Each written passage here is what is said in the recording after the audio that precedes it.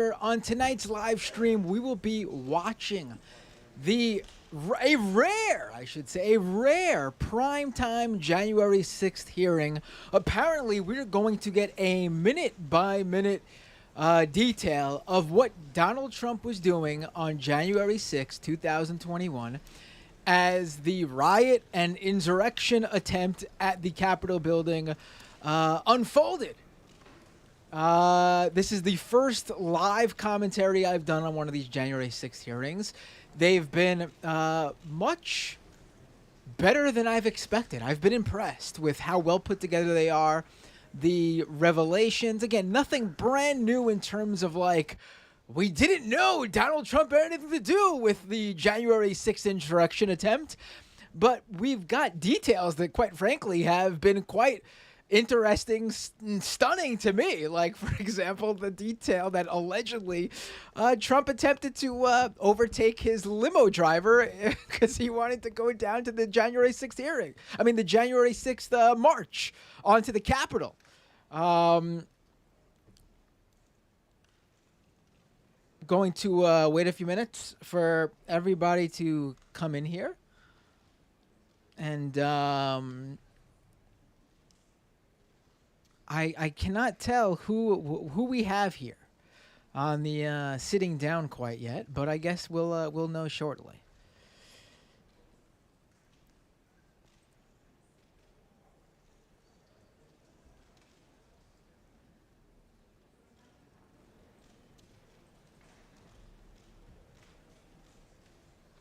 All right, here comes the committee members.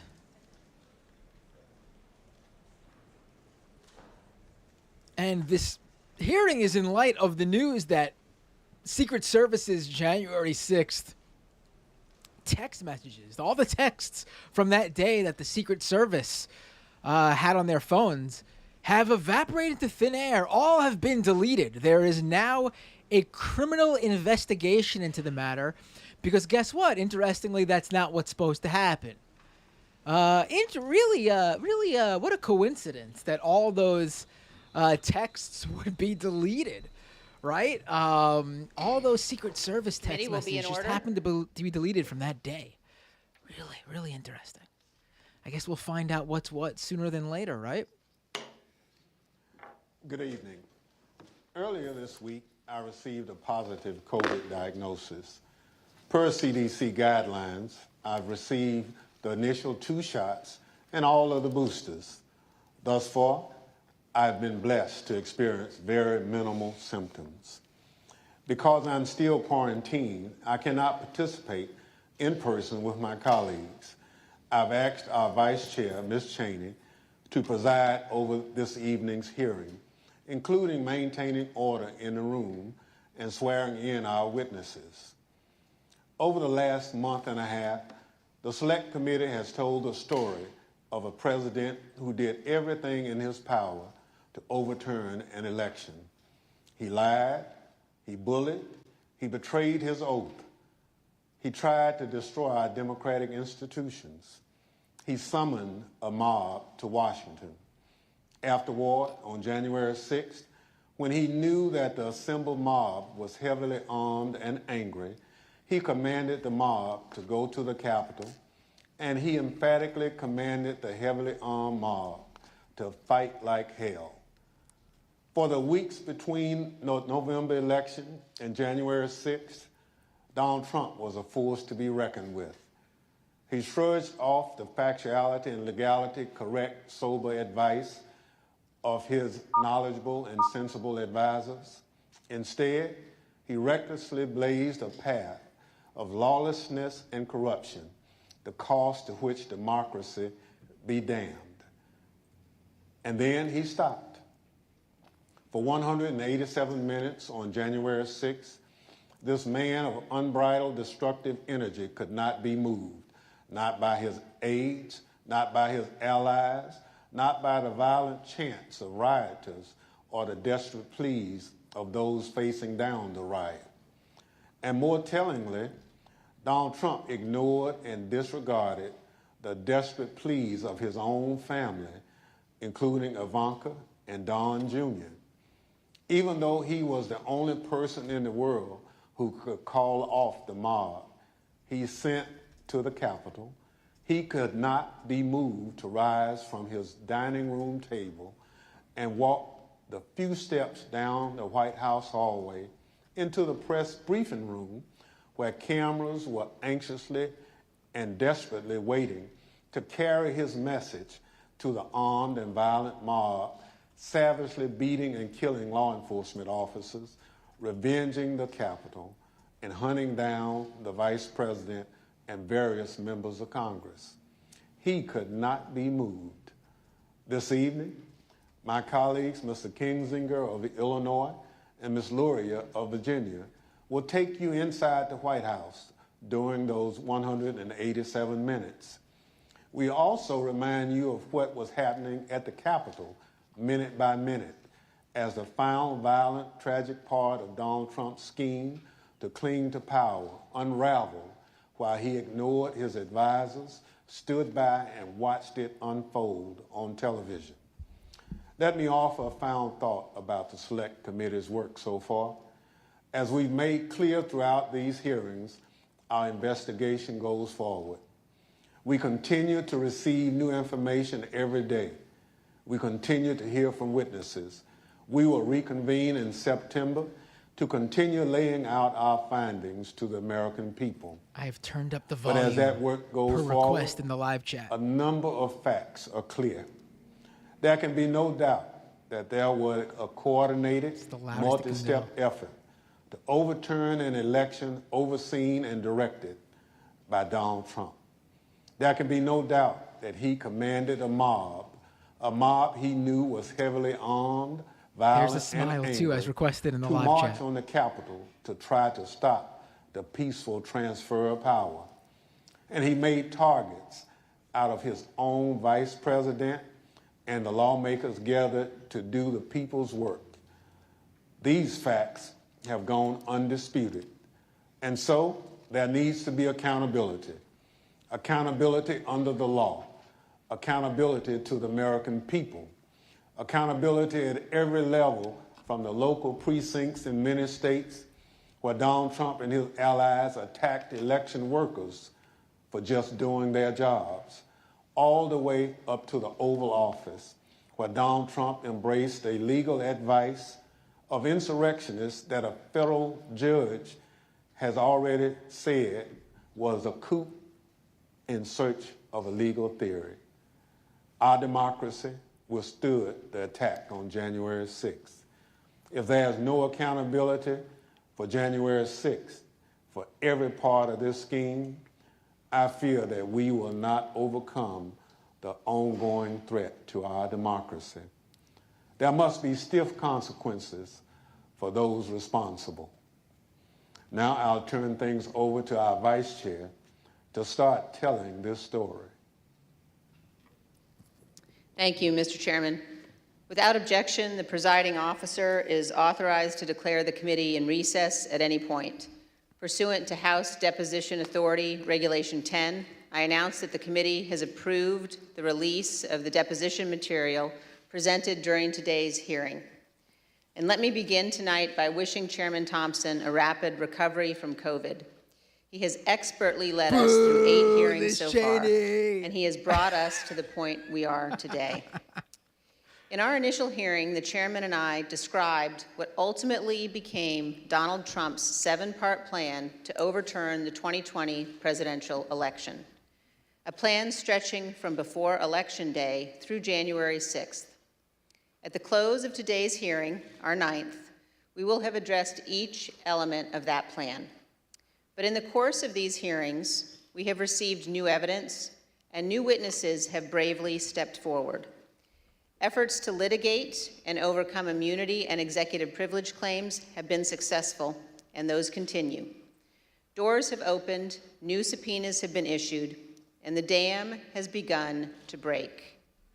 And now, even as we conduct our 9th hearing, we have considerably more to do. We have far more evidence to share with the American people and more to gather. So our committee will spend August pursuing emerging information on multiple fronts before convening further hearings this September. Today, we know far more about the President's plans and actions to overturn the election than almost all members of Congress did when President Trump was impeached on January 13th, 2021, or when he was tried by the Senate in February of that year. 57 of 100 senators voted to convict President Trump at that time, and more than 20 others said they were voting against conviction because the president's term had already expired. At the time, the Republican leader of the United States Senate said this about Donald Trump. A mob was assaulting the Capitol in his name. These criminals were carrying his banners, hanging his flags, and screaming their loyalty to him. It was obvious that only President Trump could end this. Something about his voice and was his the only cadence one. here makes it feel like he's talking Leader in McConnell Parliament. reached those conclusions Like there based should have on been some what he British knew guys then, behind them going, without any of the much more detailed evidence you will see today. Lawlessness and violence began at the Capitol on January 6th, 2021, before 1 p.m., and continued until well after darkness fell. What exactly was our Commander-in-Chief doing during the hours of violence? Today, we address precisely that issue. Everything you've heard in these hearings thus far will help you understand President Trump's motives during the violence. You already know Donald Trump's goal: to halt or delay Congress's official proceedings to count certified electoral votes. You know that Donald Trump tried to pressure his vice president to illegally reject votes and delay the proceedings. You know he tried to convince state officials and state legislators to flip their electoral votes from Biden to Trump. And you know Donald Trump tried to corrupt our Department of Justice to aid his scheme. But by January 6th, none of that had worked. Only one thing was succeeding on the afternoon of January 6th. Only one thing was achieving President Trump's goal. The angry, armed mob President Trump sent to the Capitol broke through security, invaded the Capitol, and forced the vote counting to stop. That mob was violent and destructive, and many came armed. As you will hear, Secret Service agents protecting the vice president were exceptionally concerned about his safety and their own. Republican leader Kevin McCarthy was scared, as were others in Congress, even those who themselves helped to provoke the violence. Oh, yeah, exactly. And as you will see today, so Donald scared, Trump's own right? White House counsel, They were so own White scared. House staff, members of his own family, all implored him to immediately intervene to condemn the violence and instruct his supporters to stand down, leave the Capitol, and disperse. For multiple hours, he would not. Donald Trump would not get on the phone and order the military or law enforcement agencies to help. And for hours, Donald Trump chose not to answer the pleas from Congress, from his own party, and from all across our nation to do what his oath required. He refused to defend our nation and our Constitution. He refused to do what every American president must. In the days after January 6th, almost no one of any political party would defend President Trump's conduct, and no one should do so today. Thank you, and I now recognize the gentlewoman from Virginia. Thank What you, is she Madam talking Vice about? Chair. We literally Article had 2 of our Constitution requires that the President swear a very specific oath every 4 years. Every President swears or affirms to faithfully execute the office of President of the United States and to the best of their ability preserve, protect, and defend the Constitution of the United States. The President also assumes the constitutional duty to take care that our nation's laws be faithfully still executed. thinking about what Liz and Cheney is the said there. Commander-in-Chief of our military. Our hearings have shown the many ways in which President Trump tried to stop the peaceful transfer of power in the let's get days to leading it. up Come on, to January let's get to it. 6th. Let's get to the good With stuff. each step of his plan, he betrayed his oath of office and was derelict in his duty.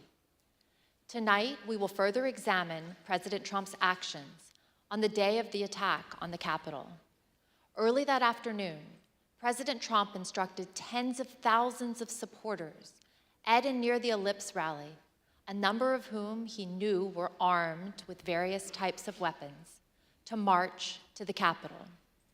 After telling the crowd to march multiple times, he promised he would be with them and finished his remarks at 1:10 p.m. like this. I don't know why I We're just going to got walk down, and I'll be there with you. We're going to walk down. This is like We're that. going to walk down anyone you want, but I think right here we're going to walk down to the Capitol. So To the let's Capitol. walk down Pennsylvania Avenue. Pennsylvania Avenue. No, but By this time, the vice I- president was in the Capitol. very The reminiscent joint of that session of Congress to certify Joe Christian, Biden's victory was like, underway, parable. and the Proud Boys and other rioters had stormed through Trump the first walking with them? barriers and begun the attack. when you only see Radio one set of communications footprints from in the law sand, enforcement informed Secret Service that is and those in the White House Situation that is Room when of these Trump carried developments you. in real time. At the direction of President Trump, thousands more rioters marched from the Ellipse to the Capitol, and they joined the attack. As you will see in great detail tonight, President Trump was being advised by nearly everyone to immediately instruct his supporters to leave the Capitol, disperse, and halt the violence. Virtually everyone told President Trump to condemn the violence in clear and unmistakable terms. virtually everyone. And those on Capitol Hill and across the nation begged President Trump to help. But the former president chose not to do what all of those people begged.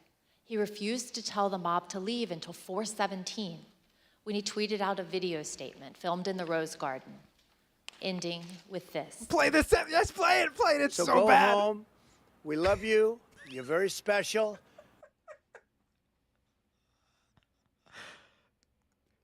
That's it. Did it freeze? Did my feed freeze? No way. Come on.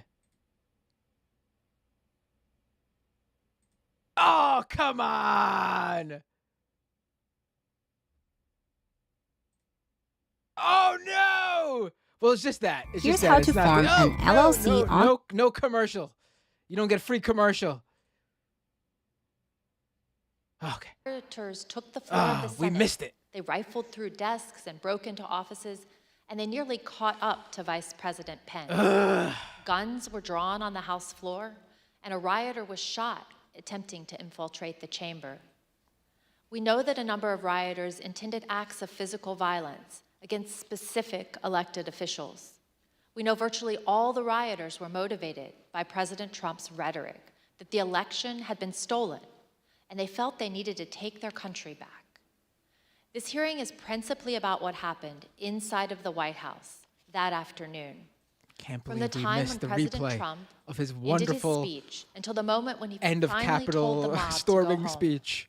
A span of 187 minutes, more than 3 hours. What you will learn is that President Trump sat in his dining room and watched the attack on television, while his senior-most staff, closest advisors, and family members begged him to do what is expected of any American president. I served proudly for opening up 20 a, years as an officer peanut in the United M&Ms. States Navy. And I'm Veterans of our armed getting forces know comfy here. firsthand the leadership that's required Hear about Trump in a watching the time of Capitol crisis. storming Urgent the and decisive insurrection action that attempt puts from duty the and White House country dining first. room. But on January 6th, I hope we learn that he was when chomping lives and on our a TV dinner. democracy hung Oh in my the God. balance, President Trump refused to act because of his selfish desire to stay in power. And I yield to the gentleman from Illinois, Mr. Kinzinger. Thank you. Thank you, Ms. Loria. 1 week after the attack, Republican leader Kevin McCarthy acknowledged the simple truth. President Trump should have acted immediately to stop the violence.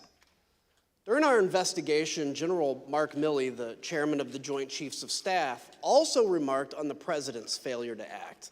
Let's hear what they had to say.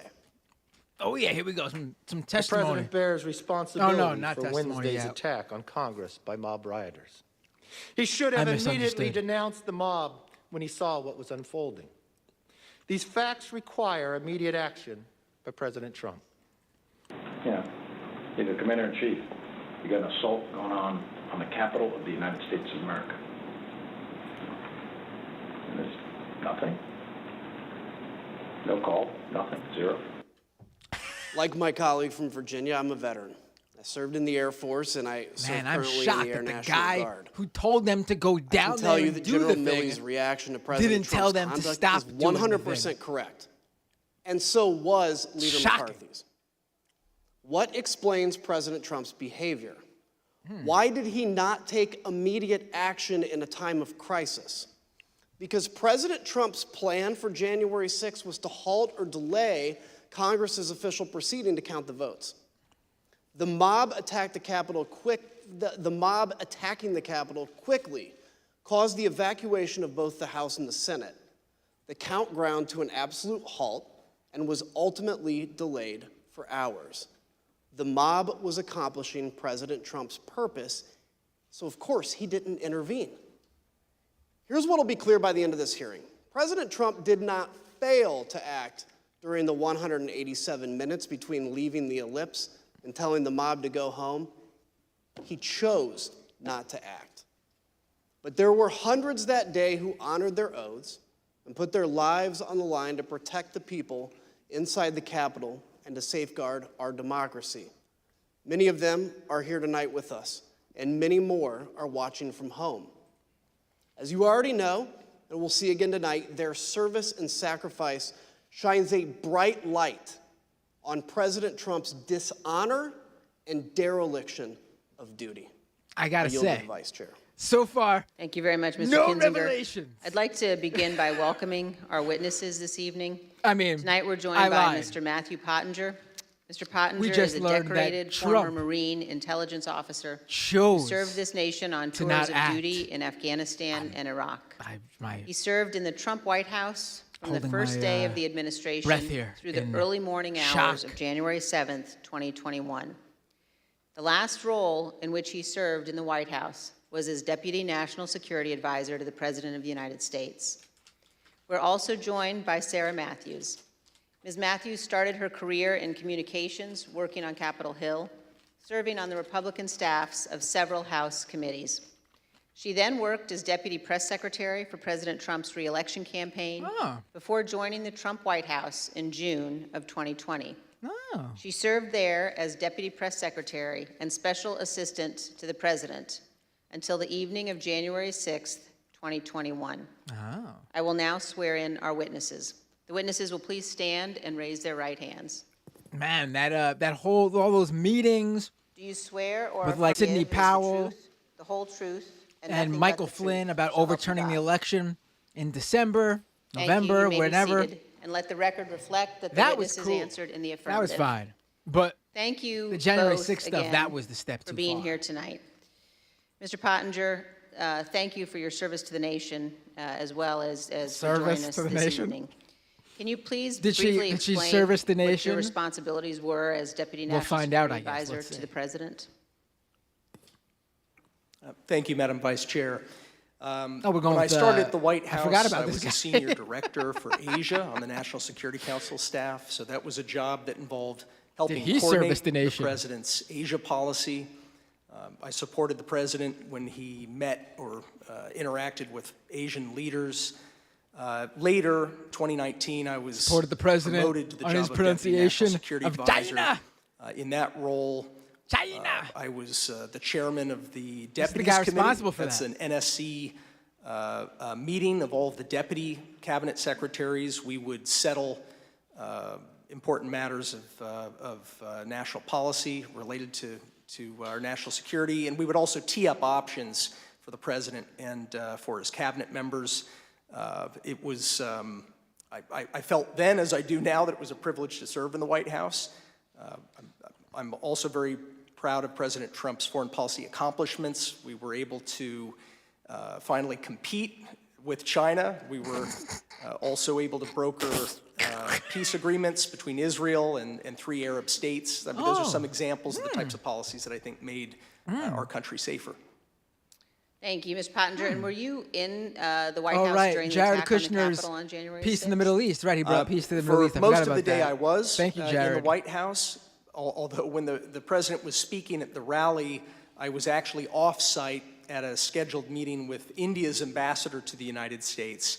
The National Security Council staff was not involved in organizing the security for what was a domestic event, the rally, but I did return to the White House at roughly 2:30 p.m. Thank you. And I know my colleagues will have additional questions for you about that afternoon. Let me turn now to you, Ms. Matthews. How did you come to join President Trump's White House staff? Thank you, Madam Vice Chair. As you outlined, I am a lifelong Republican, and I joined the Trump re-election campaign in June of 2019. I was one of the first communications staffers actually on board for his re-election campaign. And during that time, I traveled all around the country and met Kayleigh McEnany, who re-election campaign. Okay. I worked there for a year, and I formed a close relationship with Ms. McEnany, and she moved over to the White House in April of 2020 to start as White House press secretary, and she brought over a group of campaign staff with her, and so I joined her over at the White House in June of 2020 to start as her deputy. And were you, Ms. Matthews, at work in the White House on January 6th? Yes, I was working out of the West Wing that day. It would have been pretty funny if she was like, oh, Now actually, I'd like to recognize the gentleman had a from vacation Virginia day that and day. the gentleman Oh, I from forgot to tell you Illinois. guys.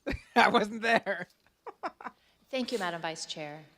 But As yeah, you've anyone seen in our prior hearings, anyone who President comes Trump into this summoned the mob to through DC Kayleigh on McEnany, January 6th. I question her Before right he off went the on bat, stage, but let's see. He knew some of them were armed and prepared for combat.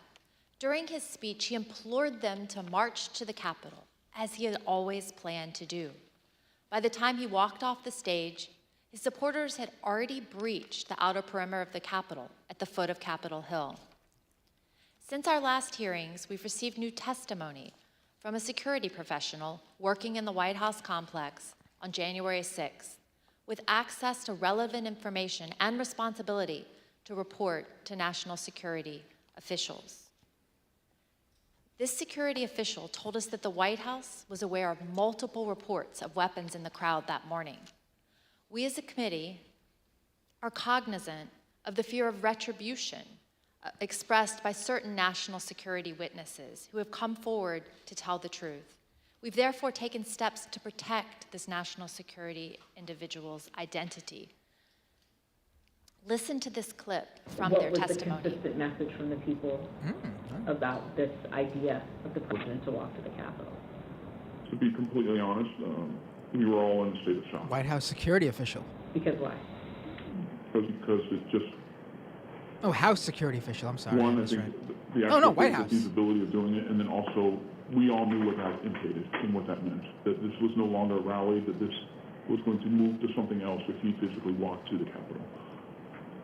I don't know if you want to use the word insurrection, coup, whatever.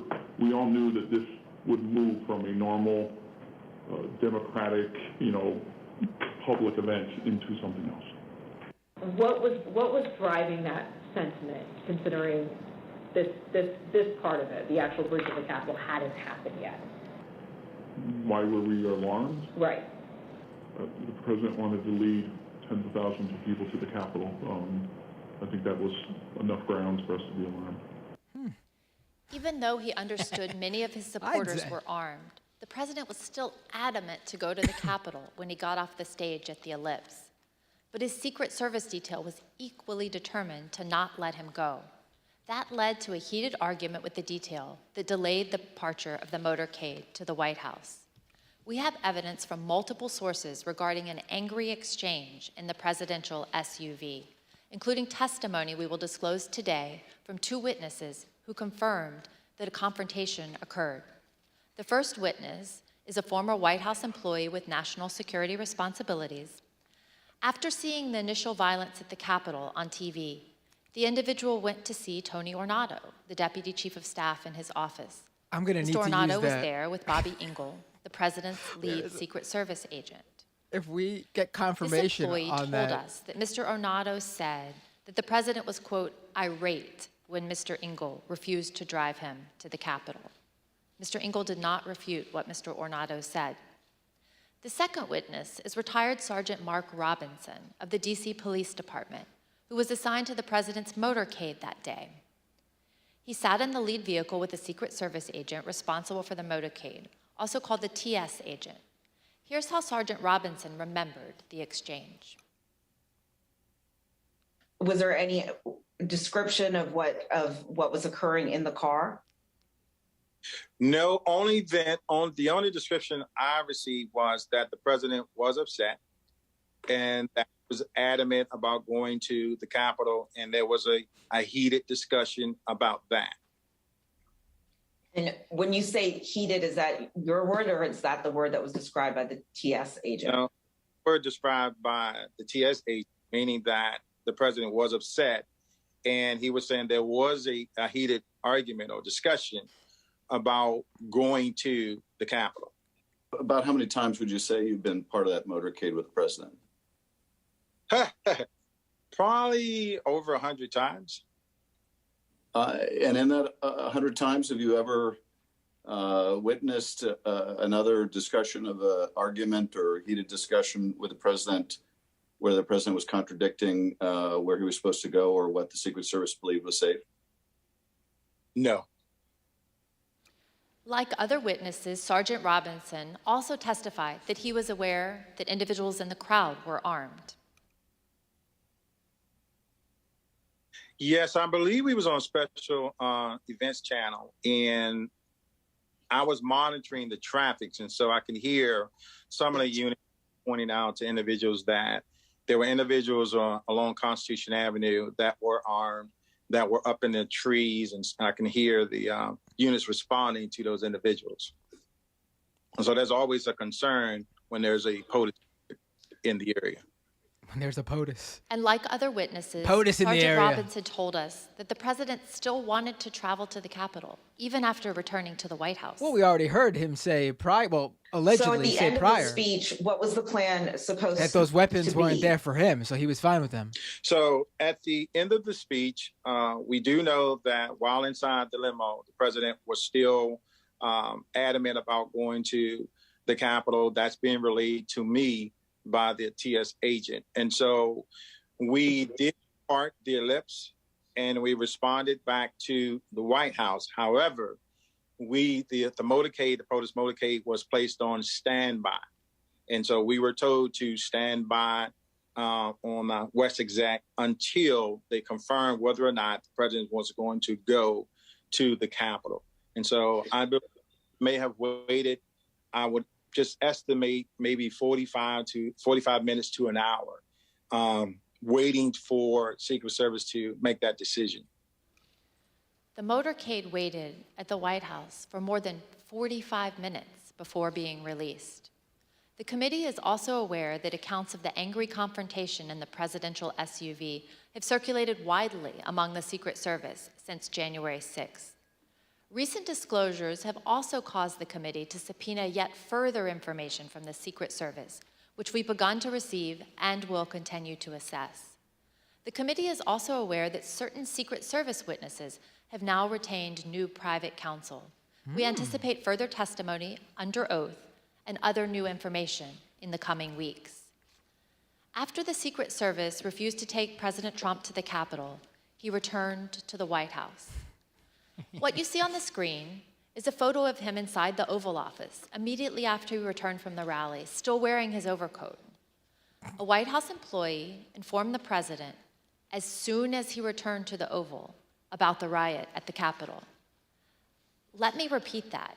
Within 15 minutes of leaving the stage, President Trump knew that the Capitol was besieged and under attack. At 1:25, President Trump went to the private dining room off the Oval Office. From 1:25 until 4 o'clock, the president stayed in his dining room. Just to give you a sense of where the Chopping dining room up is burgers. situated in the West Wing, Tell me let's what he was take a doing look in the at this dining room. floor plan. The dining room is connected to the Oval Office by a short hallway. Damn, we got Witnesses told 3D us that on imaging January here. 6th, President Trump sat in his usual spot, at the head of the table, facing a television hanging on the wall. We know from the employee that the TV was tuned to Fox News all afternoon. Here you can see Fox News on the TV showing coverage of the joint session that was airing that day at 1:25. Other witnesses confirmed that White House President Trump was model. in the dining room with the TV on for more than 2.5 hours. There was no official record of what President Trump did while in the dining room. On the screen is the presidential call log from January 6th. As you can see, there's no official record of President Trump receiving or placing a call between 11:06 and 6:54 p.m. As to what the president was doing that afternoon, the presidential daily diary is also silent. It contains no information from the period between 1:21 p.m. and 4:03 p.m. There are also no photos of President Trump during this critical period between 1:21 in the Oval Office and when he went outside to the Rose Garden after 4 o'clock. The chief White House photographer wanted to take pictures because it was, in her words, very important for his archives and for history. But she was told, quote, no photographs. Despite the lack of photos or an official record, we've learned what President Trump was doing while he was watching TV in the dining room. But before we get into TV that, dinners, it's important to understand McDonald's. what he never did that day. Let's watch. So are you aware of any phone call by the President of the I United got Pat States? to the Cipollone here Secretary now, of former White Defense House that day? counsel. Not that I'm aware of, no. Are you aware of any phone call by the President of the United States to the Attorney General of the United States that day? No. Are you aware of any phone call by the President of the United States to the Secretary of Homeland Security that day? I'm not aware of that, no. Did you ever hear the the President? General ask Keith for that? Kellogg, Did you ever hear the President? former ask National for Security law Advisor to the Vice President, to Pence. No relation to the cereal company, I assume. No. So, as somebody who works in the national security space and with the National Security Council, if there were going to be troops present or called up for a rally in Washington, D.C., for example, is that something that you would have been aware of? Yeah, I would have. Do you know if he asked anybody to Nicholas Luna, former reach assistant out to the to president. any of those that we just listed off? National Guard. It's amazing DOD, how many FBI, randos were involved here. Homeland Security, Secret Service, Mayor Bowser, the Capitol Police about the situation at the Capitol. I am not aware of any of those requests. No, sir. We have confirmed in numerous interviews with senior law enforcement and military leaders, Vice President Pence's staff and DC government officials. None of them, not one, heard from President Trump that day. He did not call to issue orders. He did not call to offer assistance. This week, we received additional testimony from yet another witness about why the president didn't make any efforts to quell the attack. The former White House employee with national security responsibilities told us about a conversation with senior advisor Eric Hirschman and Pat Cipollone, the top White House lawyer. This conversation was about a pending call from the Pentagon seeking to coordinate on the response to the attack. Mr. Hirschman turned to Mr. Cipollone and said, the president didn't want to do anything. And so Mr. Cipollone had to take the call himself. So if President Trump wasn't calling law enforcement or military leaders, what did President Trump spend his time doing that afternoon while he first settled into the dining room? He was calling senators to encourage them to delay or object to the certification. Here's Kayleigh McEnany, his press secretary, to explain. All right, then it says back there, and he wants list of senators. And then he's calling them one by one. Do you know which ones he called? To the best of my recollection, no. As I say in my notes, he wanted a list of the senators, and I left him at that point. Because the presidential call log is empty, we do not yet know precisely which senators President Trump was calling. But we do know from Rudy Giuliani's give me a second phone to records refresh that this. President 89, after he had been told.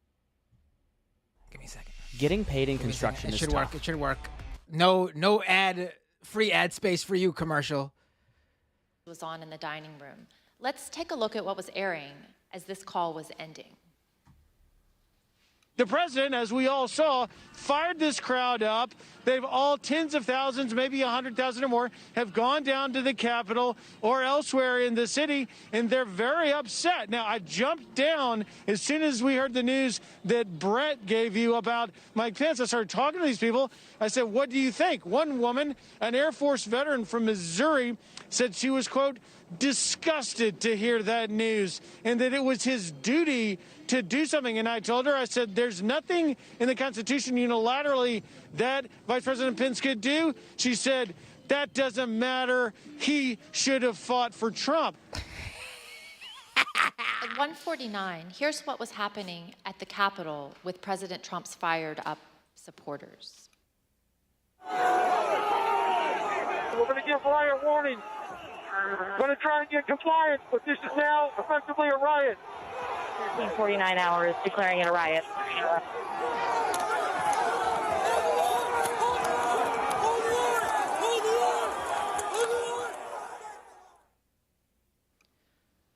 What did President Trump do at 1:49 as the DC police at the same time were declaring a riot at the Capitol? As you can see on the screen, he tweeted out a link to the recording of his ellipse speech. This was the same speech in which he knowingly sent an armed mob to the Capitol. But President Trump made no comment about the lawlessness and the violence. I yield to the gentleman from There's a Illinois. Periscope link, too. The next action President Trump took was to tweet at 2:24 p.m.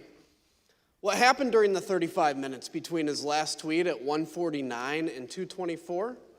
His staff repeatedly came into the room to see him and plead that he make a strong public statement condemning the violence and instructing the mob to leave the Capitol. He did not relent until after 4 o'clock when he went out to go to the Rose Garden to film his now infamous go home message. Pat Cipollone was a top White House lawyer. Here's what he told us about his reaction to seeing the violence and his advice throughout the afternoon. When did you first realize that there was actual violence or rioting? I first realized that it may have been on television, or it may have been Tony, or it may have been Bill, but I found out that people were, they weren't in the Capitol yet, but they were, and then I started watching it, and, then I was aware. What specifically did you think needed to be done? I think I was pretty clear there needed to be an immediate and forceful response statement, public statement, that people need to leave the Capitol now. My question is exactly that. That it sounds like you, from the very onset of violence at the Capitol, right around 2 o'clock, were pushing for a strong statement that people should leave the Capitol. Is that right? I was, and others were as well.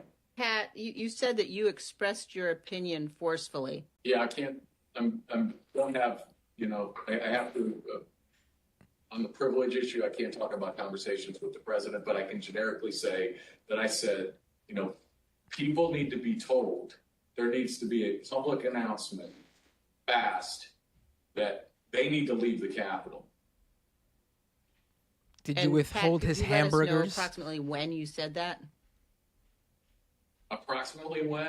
Almost immediately after I found out people were getting into the Capitol or approaching the Capitol. I feel like a lot of what these guys say, like I'm interested in what they have to say about what Trump was doing and that version of events in general.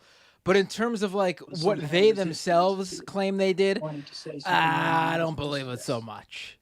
And it's not just a lot of just being saving clear, face, I feel many like. people suggested it.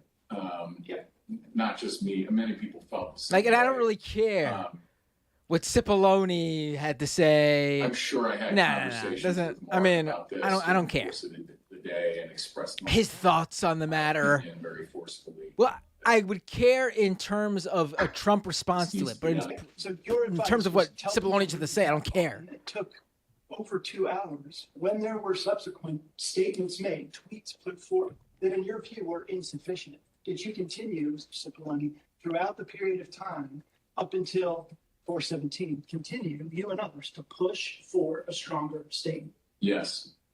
Were you joined in that effort by Ivanka Trump? Yes. By Eric Hirschman? Yes. By Mark Meadows? Yes. White House counsel's office wanted there to be a strong statement out to condemn the rioters. I'm confident in that. I'm confident that Ivanka Trump wanted there to be a strong statement to condemn the rioters. I don't know the private conversation she had with Mr. Trump, but I remember when she came to the office one time with White House counsel's office, when she came to the chief of staff's office with White House counsel's office, she was talking about the speech later that day and trying to get her dad on board with saying something that was more direct than he had wanted to at the time and throughout the afternoon. And I think Mark also I remember him getting Ivanka involved because it's like, get Ivanka down here because he thought that would be important. I don't think Jared was there in the morning, but I think he came later. I remember to get him in there too. Where's Ivanka? And of course, Pat Philbin, was expressing the same things. I mean, Pat Philbin, was very, as I said, I don't think there was one of these meetings where there might have been, but for the most part, I remember the both of us going down together, going back, getting on phone calls. He was also very clearly expressing this view. Pat Cipollone and Cassidy Hutchinson, an aide to Chief of Staff Mark Meadows, also told us about the Hang Mike Pence chants. As you will see, Mr. Cipollone recalled conversations about those chants in the West Wing, but he relied on executive privilege to maintain confidentiality over his and others' direct communications with the press. Mr. Cipollone was unwilling to provide more detail. Ms. Hutchison provided more explicit information, filling in those blanks. See that for yourself. It wasn't until Mark hung up the phone, handed it back to me. I went back to my desk. A couple minutes later, him and Pat came back, possibly Eric Hirschman too. I'm pretty sure Eric Hirschman was there. But I'm confident it was Pat that was there. I remember Pat saying something to the effect of, Mark, we need to do something more. They're literally calling for the vice president to be effing hung. And Mark had responded something to the effect of, you heard him, Pat. He thinks Mike deserves it. He doesn't think they're doing anything wrong. To which Pat said something, this is effing crazy. We need to Oh, right. We heard this already. I thought they were going to give us something new. To Mark's office. Do you remember any discussion at any point during the day about rioters at the Capitol chanting, hang Mike Pence?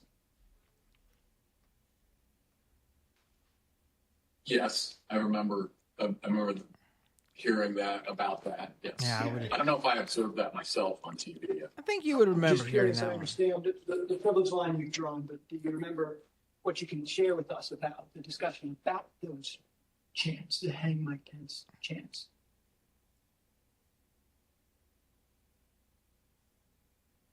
I can tell you my view of that. Yeah, please. My view of that is outrageous.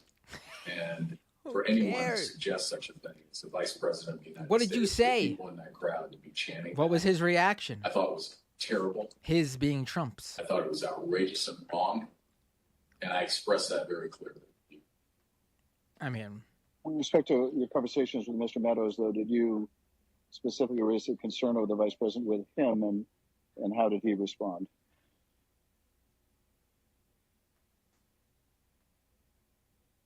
I believe I raised a concern about the vice president, and I again, the nature of his response, without recalling exactly, was he, people were doing all that they could.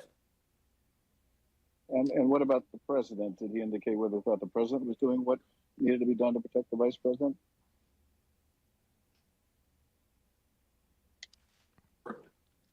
Get to sir.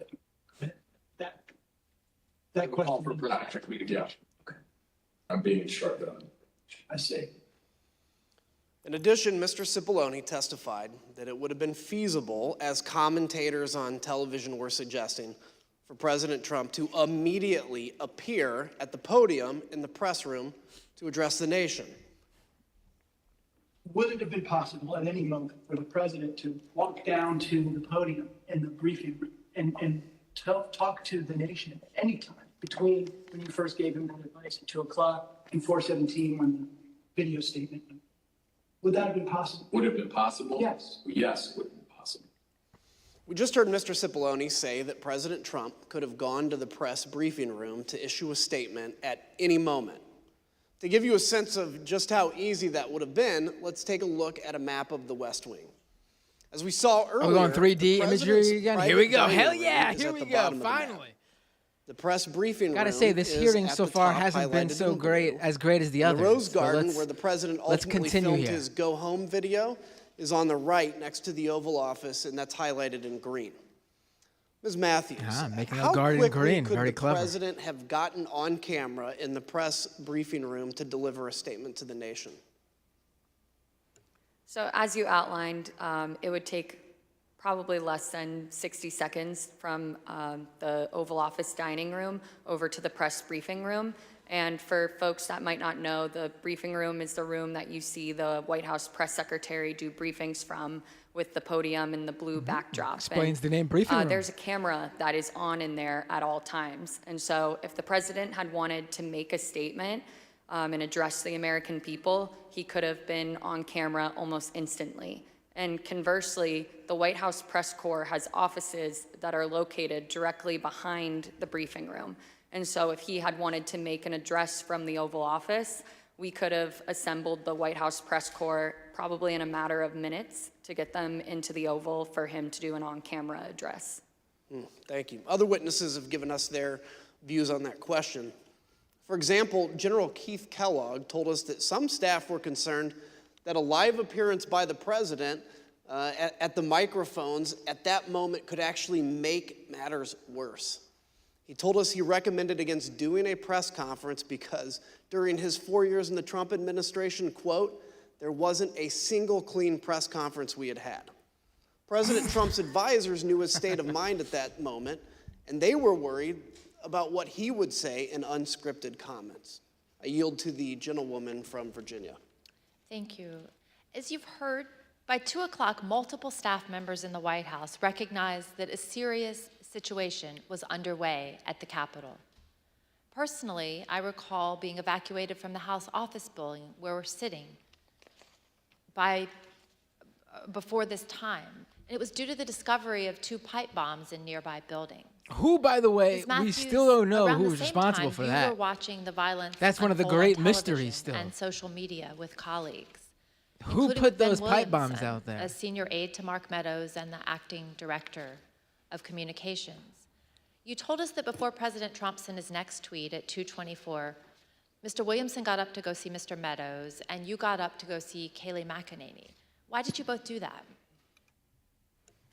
So Ben and I were watching the coverage unfold from one of the offices in the West Wing, and we both recognized that the situation was escalating, and it was escalating quickly, and that the president needed to be out there immediately to tell these people to go home and condemn the violence that we were seeing. So I told him that I was going to make that recommendation to Kayleigh, and he said he was going to make the same recommendation to the Chief of Staff, Mark Meadows. Thank you. And one of your colleagues in the press office, Judd Deere, told us he also went to see Ms. McEnany at that time. Let's hear what he said about this critical period of time, right as the rioters were getting into the Capitol. And why did you think it was necessary to say something? Well, I mean, it appears that individuals are storming the U.S. Capitol building. They also appear to be supporters of Donald Trump who may have been Oh, in really? They attendance at appeared the to be. What rally. made you think that? Just We're going to need to say something. And did you have a view as to what should be said by the White House? If I recall, I told Kayleigh that I thought that we needed to encourage individuals to stop, to respect law enforcement, and to go home. Although President Trump was aware of the ongoing riot, he did not take any immediate action to address the lawlessness. Instead, at 2:03, he called Rudy Giuliani again, and that call lasted for over 8 minutes. Moments later, at 2:13, rioters broke into the Capitol itself. One of the Proud Boys charged with seditious conspiracy, Dominic Pizzola, used an officer's shield to smash a window, and rioters flooded into the building. Oh, we're gonna show these clips here. Oh, this is a well-known clip here. Still amazing that they were able to do this.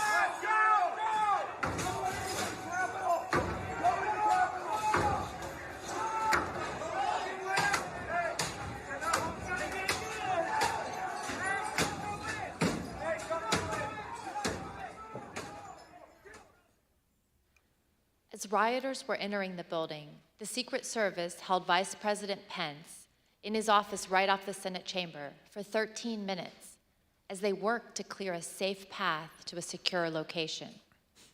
Now listen to some of that radio traffic and see what they were seeing as the protesters got just feet away from where the Vice President was holding. Hold! Hold! They got through the building! Hold! Open that door up. If we're moving, we need to move now. Copy. If we lose any more time, we may lose the ability to leave. So if we're going to leave, we need to do it now. They've gained access to the second floor, and I've got public about 5 feet from me down here below. Okay, copy. They are on the second floor, moving in now. We may want to consider getting out and leaving now. Copy. Will we encounter the people once we make our way? Repeat. Encounter any individuals if we made our way to the. There's 6 officers between us and the people that are 5 to 10 feet away from me. Stand by. I'm going down to evaluate. Go ahead. We have a clear shot if we move quickly. We got smoke downstairs set by unknown smoke set downstairs by the protesters. Is that route compromised? We have this is secure. However, we will bypass some protesters that are being contained. There is smoke, unknown what kind of smoke it is. Copy. Clear, we're coming out now, all right? Make a way.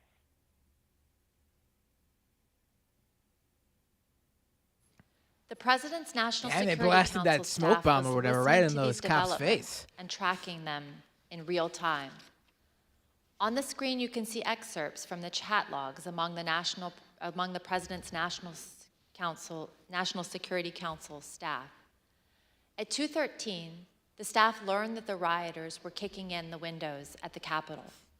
3 minutes later, the staff said the Vice President was being pulled, which meant agents evacuated him from the Senate floor. At 2:24, the staff noted that the Secret Service agents at the Capitol did not, quote, sound good right now. Earlier, you heard from a security professional who had been working in the White House complex on January 6th with access to relevant information and a responsibility to report to national security officials. We asked this person, what was meant by the comment that the Secret Service agents did not, quote, sound good right now?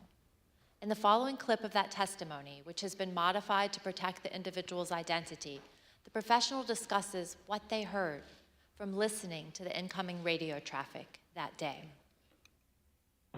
Okay, that last entry in this page is service to the Capitol does not sound good right now. Correct. What does that mean? The members of the VP detail at this time were starting to fear for their own lives.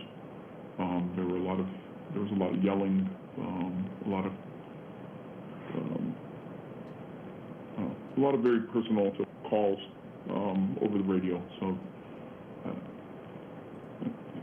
it was disturbing. I don't like talking about it, but there were calls to say goodbye to family members, so on and so forth. It was getting, for whatever the reason was on the ground, the VP detail thought that this was about to get very ugly.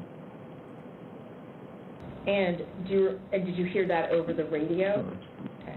What was the response by the agents, Secret Service agents who were there? Everybody kept saying, you know, at that point it was just reassurances, or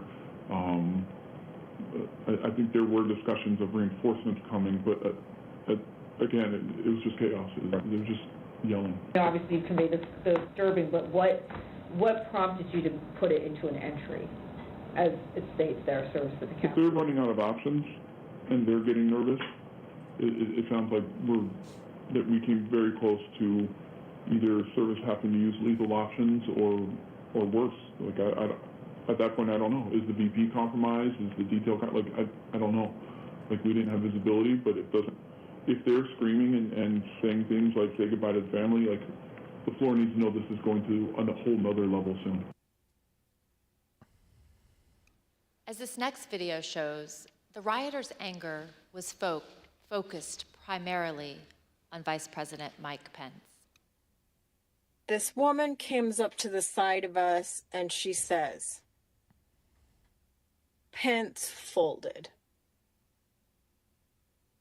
So it was kind of like, okay, well, in my mind, I was thinking, well, that's it, you know. Well, my son-in-law looks at me. Damn, the and whole he family says, went down. "I want to go in." What percentage of the crowd is going to the Capitol? 100%. It is spread like wildfire. YouTube, Pence no. has betrayed us, and everybody's marching on the Capitol. All 1 million of us. It's insane.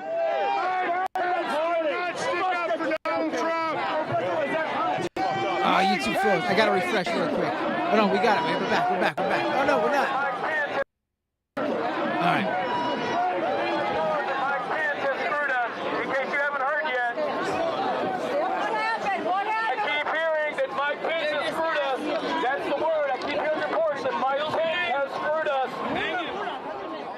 Mike Pence has screwed us. Reports coming in, and Mike Pence has us bent over. Very upset.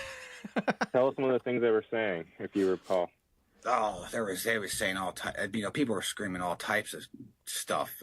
Here's the guy from last hearing, Stephen Iris. We talked about him in the last episode of Vice Doom. President Pence was going to accept the electorals. I mean, it was a little. If you could think it up, you were hearing it. I believe that Vice President Pence was going to certify the electoral votes or not certify them, but I guess that's just changed, correct?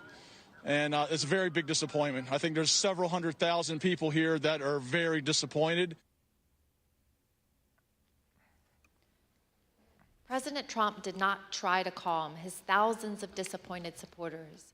Instead, at almost the same moment violence was getting completely out of hand, Donald Trump sent his 224 tweet.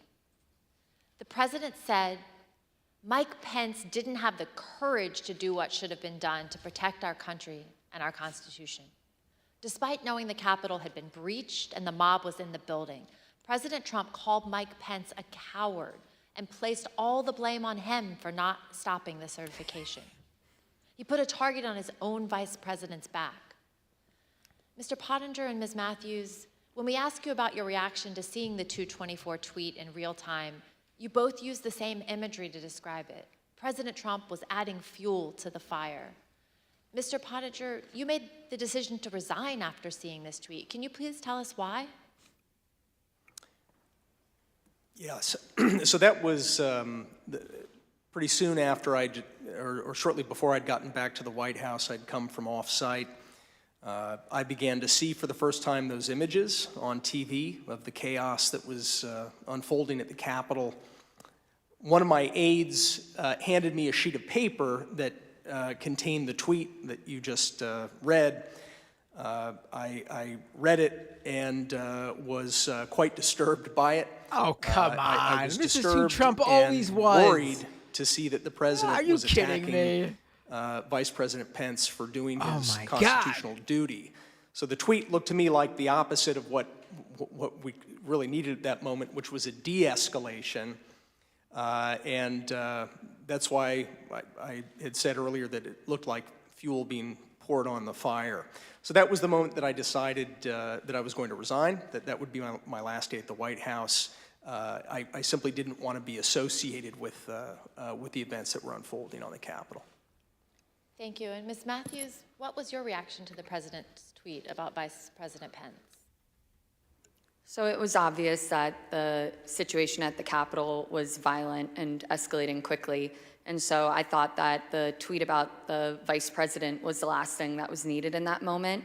And I remember thinking that this was going to be bad for him to tweet this because it was essentially him giving the green light to these people, telling them that what they were doing at the steps of the Capitol and entering the Capitol was okay, that they were justified in their anger. And he shouldn't have been doing that. He should have been telling these people to go home and to leave and to condemn the violence that we were seeing. And I'm someone who has worked with him. You know, I worked on the campaign, traveled all around the country, going to countless rallies with him, and I've seen the impact that his words have on his supporters.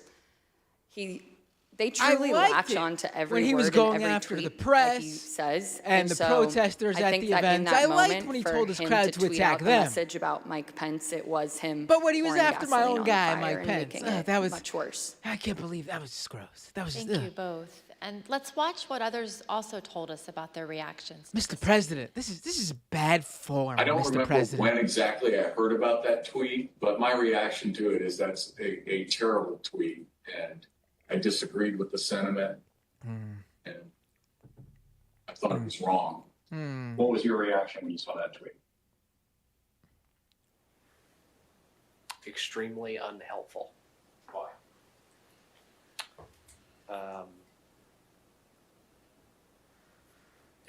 It wasn't the message that we needed at that time. For another day. It wasn't going to.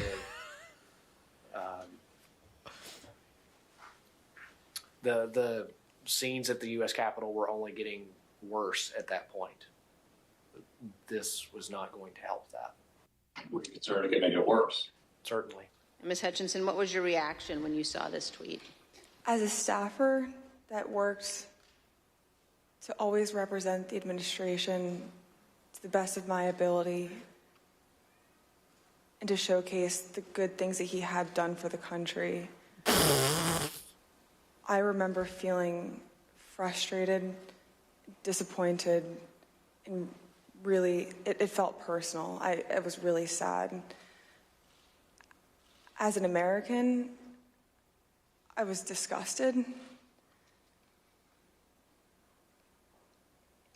It was unpatriotic. It was un-American. We were watching the Capitol building get defaced over a lie. As you will see, at 2:26, the vice president had to be evacuated to safety a second time and came within 40 feet of the rioters. The attack escalated quickly right after the tweet.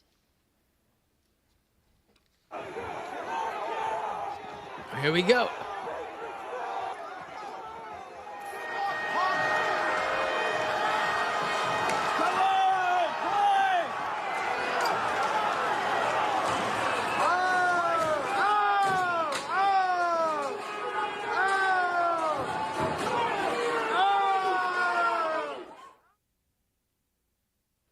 During this chaos, what did President Trump do at that point? He went back to calling senators to try to further delay the electoral count. While the vice president was being evacuated from the Senate, President Trump called Senator Tommy Tuberville, one of his strongest supporters in the Senate. As Senator Tuberville later recalled, he had to end the call so that he could evacuate the Senate chamber himself. Let's listen. He didn't call my phone, called somebody else, and they handed it to me. And I basically told him, I said, Mr. President, we're not doing much work here right now because they just took our vice president out. And matter of fact, I'm going to have to hang up on you. I've got to leave. Senator Josh Hawley also had to flee. Earlier that afternoon, before the poor joint Josh session Hawley. started, he walked across the east front of the Capitol. As you can see in this photo, he raised his fist in solidarity with the protesters already amassing at the security gates. I love this He photo of spoke with Hawley. a Capitol Police officer who was Imagine out there being at the time. biggest nerd She told thinking us you're that like Senator Hawley's gesture the toughest riled up badass. the crowd.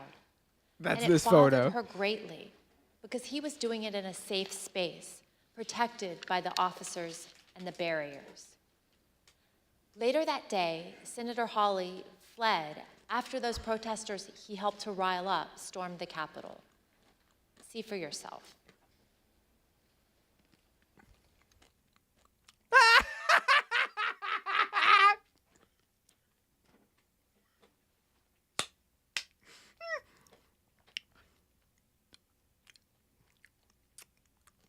Oh my God, I love it.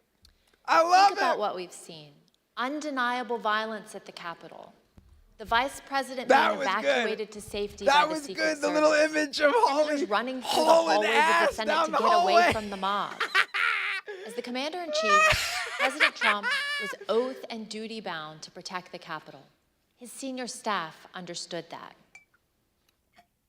Do you believe, Jared, that the president has an obligation to ensure a peaceful transfer of power? Yes. And do you think the president has an obligation to defend all three branches of our government? I believe so. And I assume you also would agree the president has a particular obligation to take care that the laws be faithfully executed. That is one of the president's obligations, correct? No, I mean, I asked what his duty is. Well, I mean, there's a constitutional duty. What he has, he's the commander-in-chief. And that was that was my biggest issue with him as national security advisor. Rather than uphold his duty to the Constitution, President Trump allowed the mob to achieve the This hearing's delay been slow that so he far. hoped A little bit would keep disappointing him in with that power. Josh Hawley I clip. reserve. So far. The gentlewoman reserves. Totally worth it. I request Totally that worth those it for in the Hawley. hearing room remain seated until the Capitol Police have escorted members and witnesses from the room. I now declare the committee in recess for a period of approximately 10 minutes. I gotta tweet this out. Josh hauling ass out of the Capitol.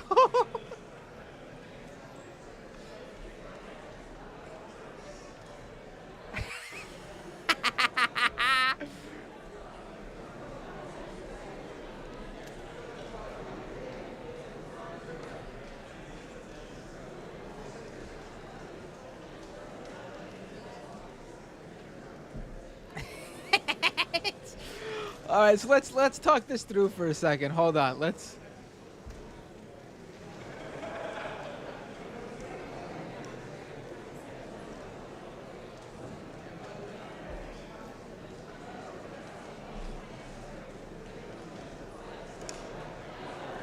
Oh my God.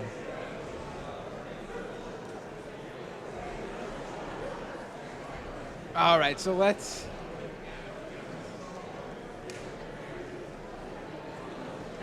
run through this. All right, so far, I'll turn the volume down a little bit. So far, this has not been the most thrilling of hearings. The previous two hearings, we got some real good stuff with Cassidy Hutchinson, with the Trump details, and the one last week with the Oath Keeper and the Trump YouTubers. This is the Primetime one, too, so I was expecting something a little... But maybe they got it coming. We did get a good clip, I thought, the good video package of Pence being escorted out of the building, which was interesting because, you know, here we now know, well, I mean, we now hear, I should say, just how Pence's people thought this was the end of Pence and family. And this guy is still, this guy being Mike Pence, is still out there. A reminder, that this angry with January Donald 6th Trump, committee not so hearing much talking and with all Trump other anymore, C-SPAN but still programming is brought to you as a defending public service these people. by He's these still television with his companies, party. including I mean, this is Xfinity, who he is. It's not Cox, surprising, and but I'm just Spectrum. pointing out. C-SPAN is the only place for This is gavel-to-gavel coverage of people. These Congress, people wanted to free kill from him, bias or and he's making amends Now, around if you all are these away Trump from your sycophants TV, in you can Congress also watch and this who are part of the hearing live administration on C-SPAN because his Now, our aspirations free of running mobile for president, video app. which I don't And know why he cspan.org thinks that's is going to another way happen because watch it's not. tonight's hearing. And all No of one our wants coverage Pence for on president. demand His anytime. constituency, And his if you base go to would be Trump lovers. January 6th, and you can find all of C-SPAN's coverage of the events of January 6th they and the don't like Mike committee's Pence. investigation. We'll return now to I gotta the find Cannon the video caucus. of Josh Hawley again.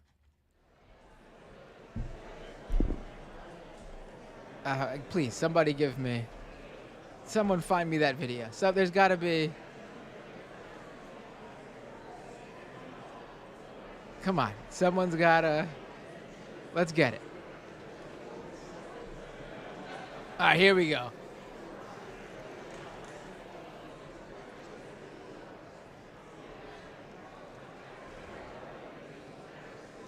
Let me post this.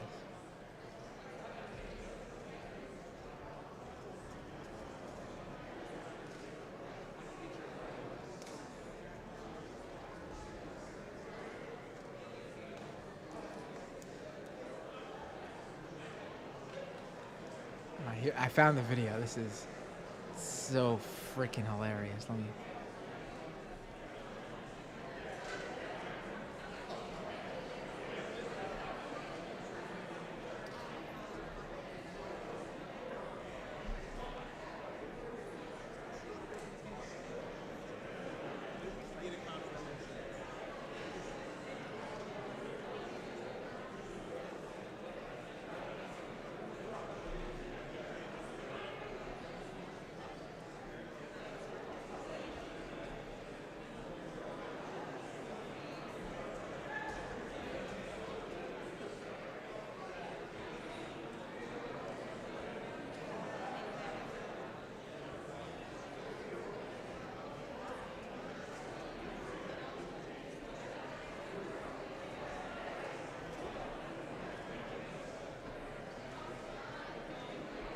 All right, let's play it again. Let's play the fucking Hawley thing. Hold on, I just needed to take a look at what people. I had to find that video. Let's fucking play it. Oh my god, it's so good. Oh my god, I love it. Let me pull it up for you guys. Let's watch this. All right, here we go. Let me pause the hearing for a second. Here's Hawley hauling ass. See for yourself.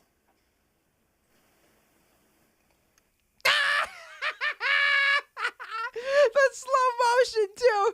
The second one's not so great, but oh my god, let me just replay this over and over again. Let me see if I can get it perfect. Almost there. Oh, here we go. I got it. Look at him hustling like a little bitch. Oh my god, this was the guy who hours earlier was Mr. Fists in the air to these people. Mr. Solidarity. And now look at him. Hawley hauling ass out of the Capitol ASAP once those protesters were in the same building as him. Unbelievable. Well, totally believable, but nevertheless, freaking hilarious. Coward. Oh my god. What is that song? Oh, it's sung by Defiance, Ohio. I don't want solidarity if it means holding hands with you. That's Hawley before and after. From solidarity to the protesters to them being in the same building and him going, I don't want solidarity if it means holding hands with you. Oh my god. And so let me get back to this just so we don't miss it. I'm going to have it playing in the background. There were some tweets that we need to get playing here that I need to show you guys. So let me pull them up. So the House GOP Twitter account, obviously.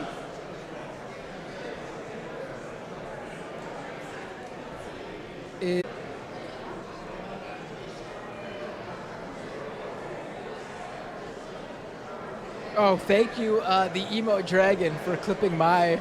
Let's go real Inception here. Let's watch me watching Hawley now, and then I'll get those tweets. I can get those tweets anytime. Here's me watching Hawley. Let's do this. He raised his fist in solidarity with the protesters already amassing at the security gate. I love this photo of He spoke Hawley. with the Capitol Police officer who was Imagine out there being at the time. biggest nerd She told thinking us you're that like Senator Hawley's gesture the toughest riled badass. up the crowd. That's And this it bothered photo. her greatly because he was doing it in a safe space, protected by the officers in the barrier. This is Mattception right here. Later that day, Senator Hawley fled after those protesters he helped to rile up stormed the Capitol. See for yourself.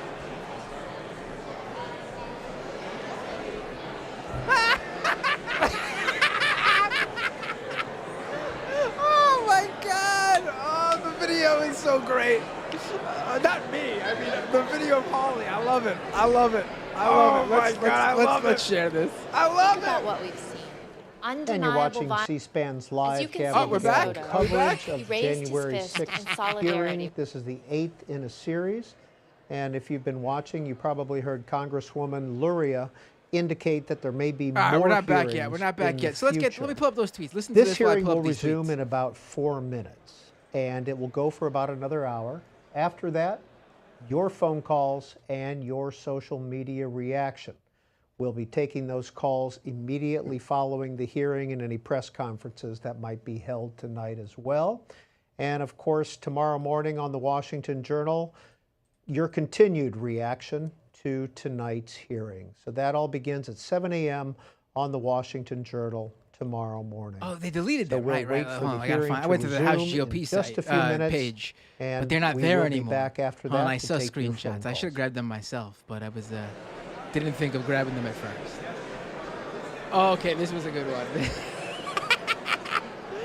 They deleted it, but this is a good one. So House GOP tweeted.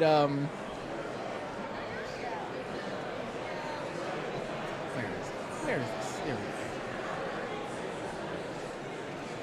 They meant to say this is all hearsay, but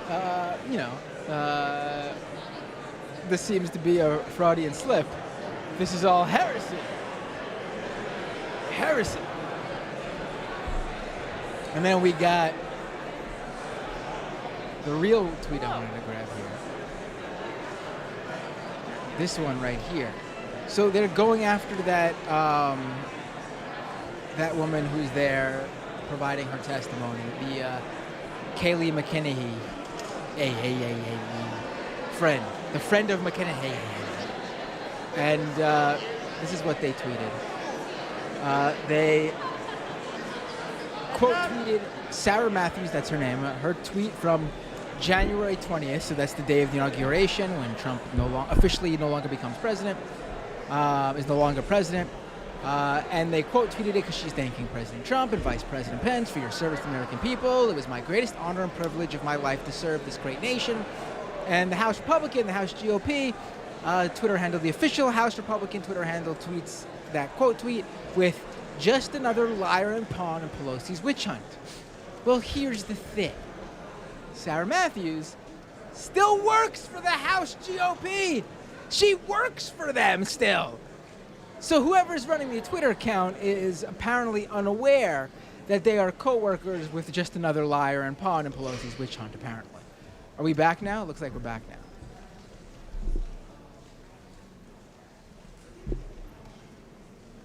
Let's do this. Part 2. Now it's getting good.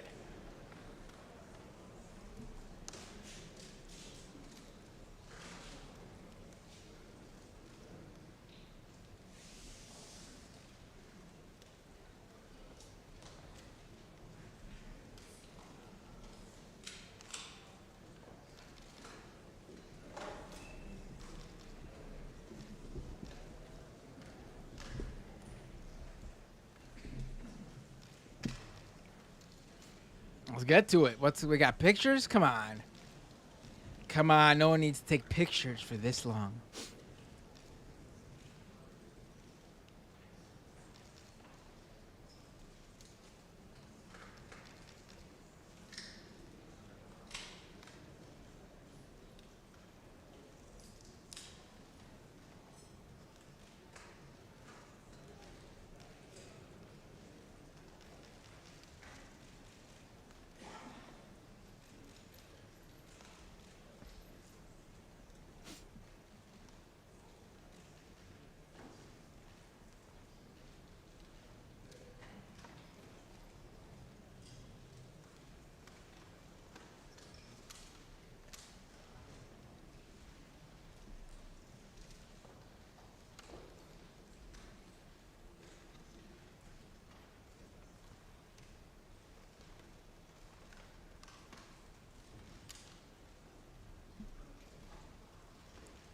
Come on. Let's get back to it. I'm just sitting here. Committee will be in order. All right, here we go. I All now right. recognize the gentleman from Illinois. We left at the recess just after President I was going to say, I'm just sitting here 224 tweet refreshing Twitter to attacking see the if vice president. what's going on. By this time, the president had been in his dining room for an hour.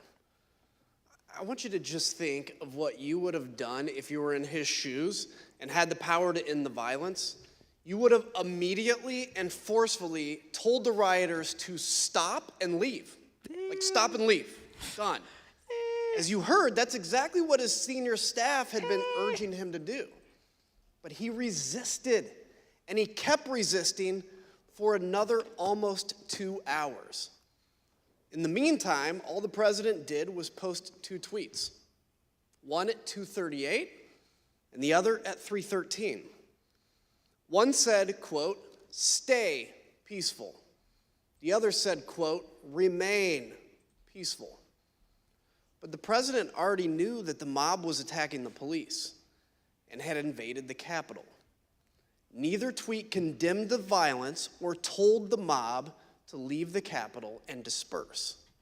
To appreciate how obvious it was that President Trump was not meeting this moment, it's helpful to look at the real-time reactions of his own son, Don Jr., to the first tweet, captured in a series of text messages with Mark Meadows. I'll warn the audience that these messages contain some strong language. As you can see, Don Jr. first texted Mr. Meadows at 2:53. He wrote, "He's got to condemn this shit ASAP.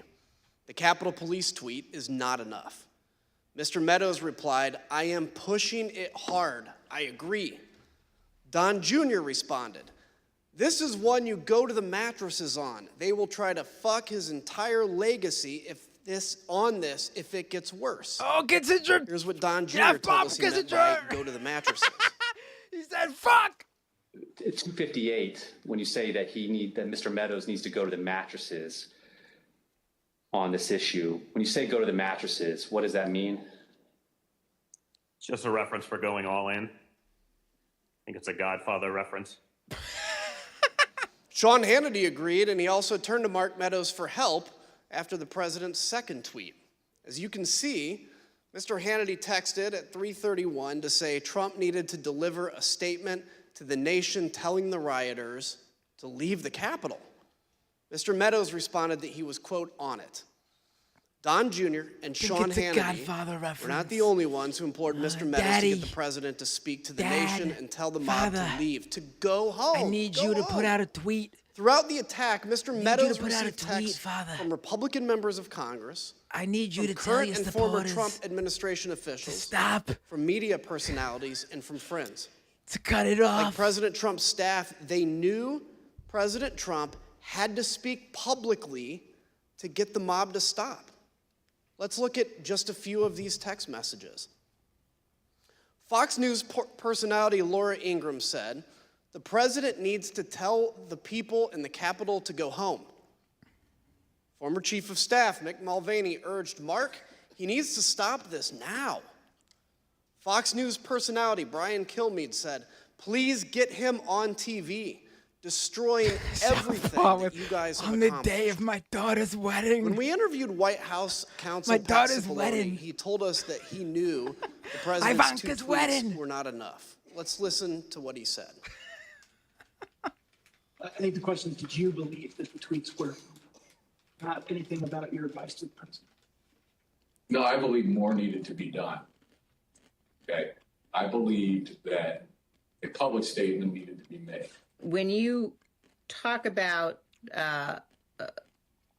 others on the staff thinking more should be done, or thinking that the president needed to tell people to go home, who would you put in that category?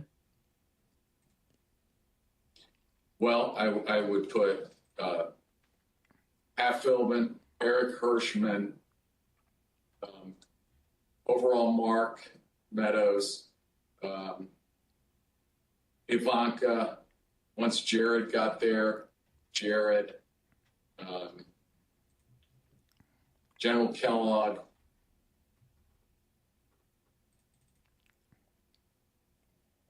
Probably missing some, but those. Wow, that was a Kaylee, long I break. think, I thought was YouTube, there, I but I thought don't- YouTube froze. Dan Scavino. And who on the staff did not want people to leave the Capitol? On the staff? In the White House, how about? I can't think of anybody, on that day who didn't want people to get out of the Capitol particularly once the violence started. No. I mean, Well, we know someone wanted to be there. Someone very, very badly wanted to be there. He was your boss. What about the president? Yeah. There we go. Here, hey. the staff. Hey, yeah. No, I said in the White House. Oh, I'm sorry. I apologize. I thought you said who else on the staff.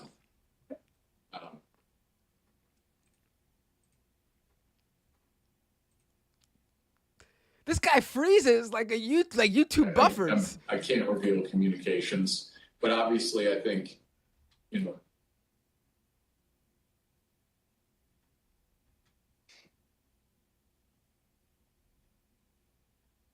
Yeah. Jeez. Yeah. Let's pause on that last statement. Although Pat Cipollone is being careful about executive privilege, there really is no ambiguity about what he said. What? Almost Why? What everybody execu- wanted what- I don't- President Trump to instruct the mob to disperse. He's not the president's President counsel. Trump He's the White House counsel. refused. He's not Trump's Understand personal how counsel. inadequate the president's tweets were. Maybe I'm Let's misunderstanding, examine his but I believe 238 there is tweet in no. more detail. For context, here's what was happening at that time.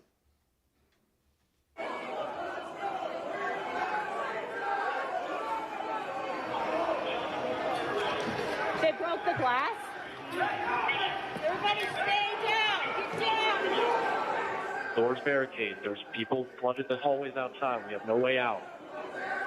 We were just told that there has been tear gas in the rotunda, and we're being instructed to each of us get gas masks. We went from a peaceful protest, and this is a very dangerous situation right now. That there are, I'm being told, these protesters on the inside are around both chambers, and there is now tear gas inside the Capitol rotunda. In fact, members locked in the House are being instructed to put on masks. Ms. Matthews, after President Trump's tweet about Vice President Pence, you told us you spoke to, immediately, you spoke to Kaylee McEnany. What did you tell her, and where did she go afterwards? After the tweet about the vice president, I found Kaylee and told her that I thought the president needed to immediately send out a tweet that condemned the violence that we were seeing, and that there needed to be a call to action to tell these people to leave the Capitol. And she agreed and walked over to the Oval dining room to find the president.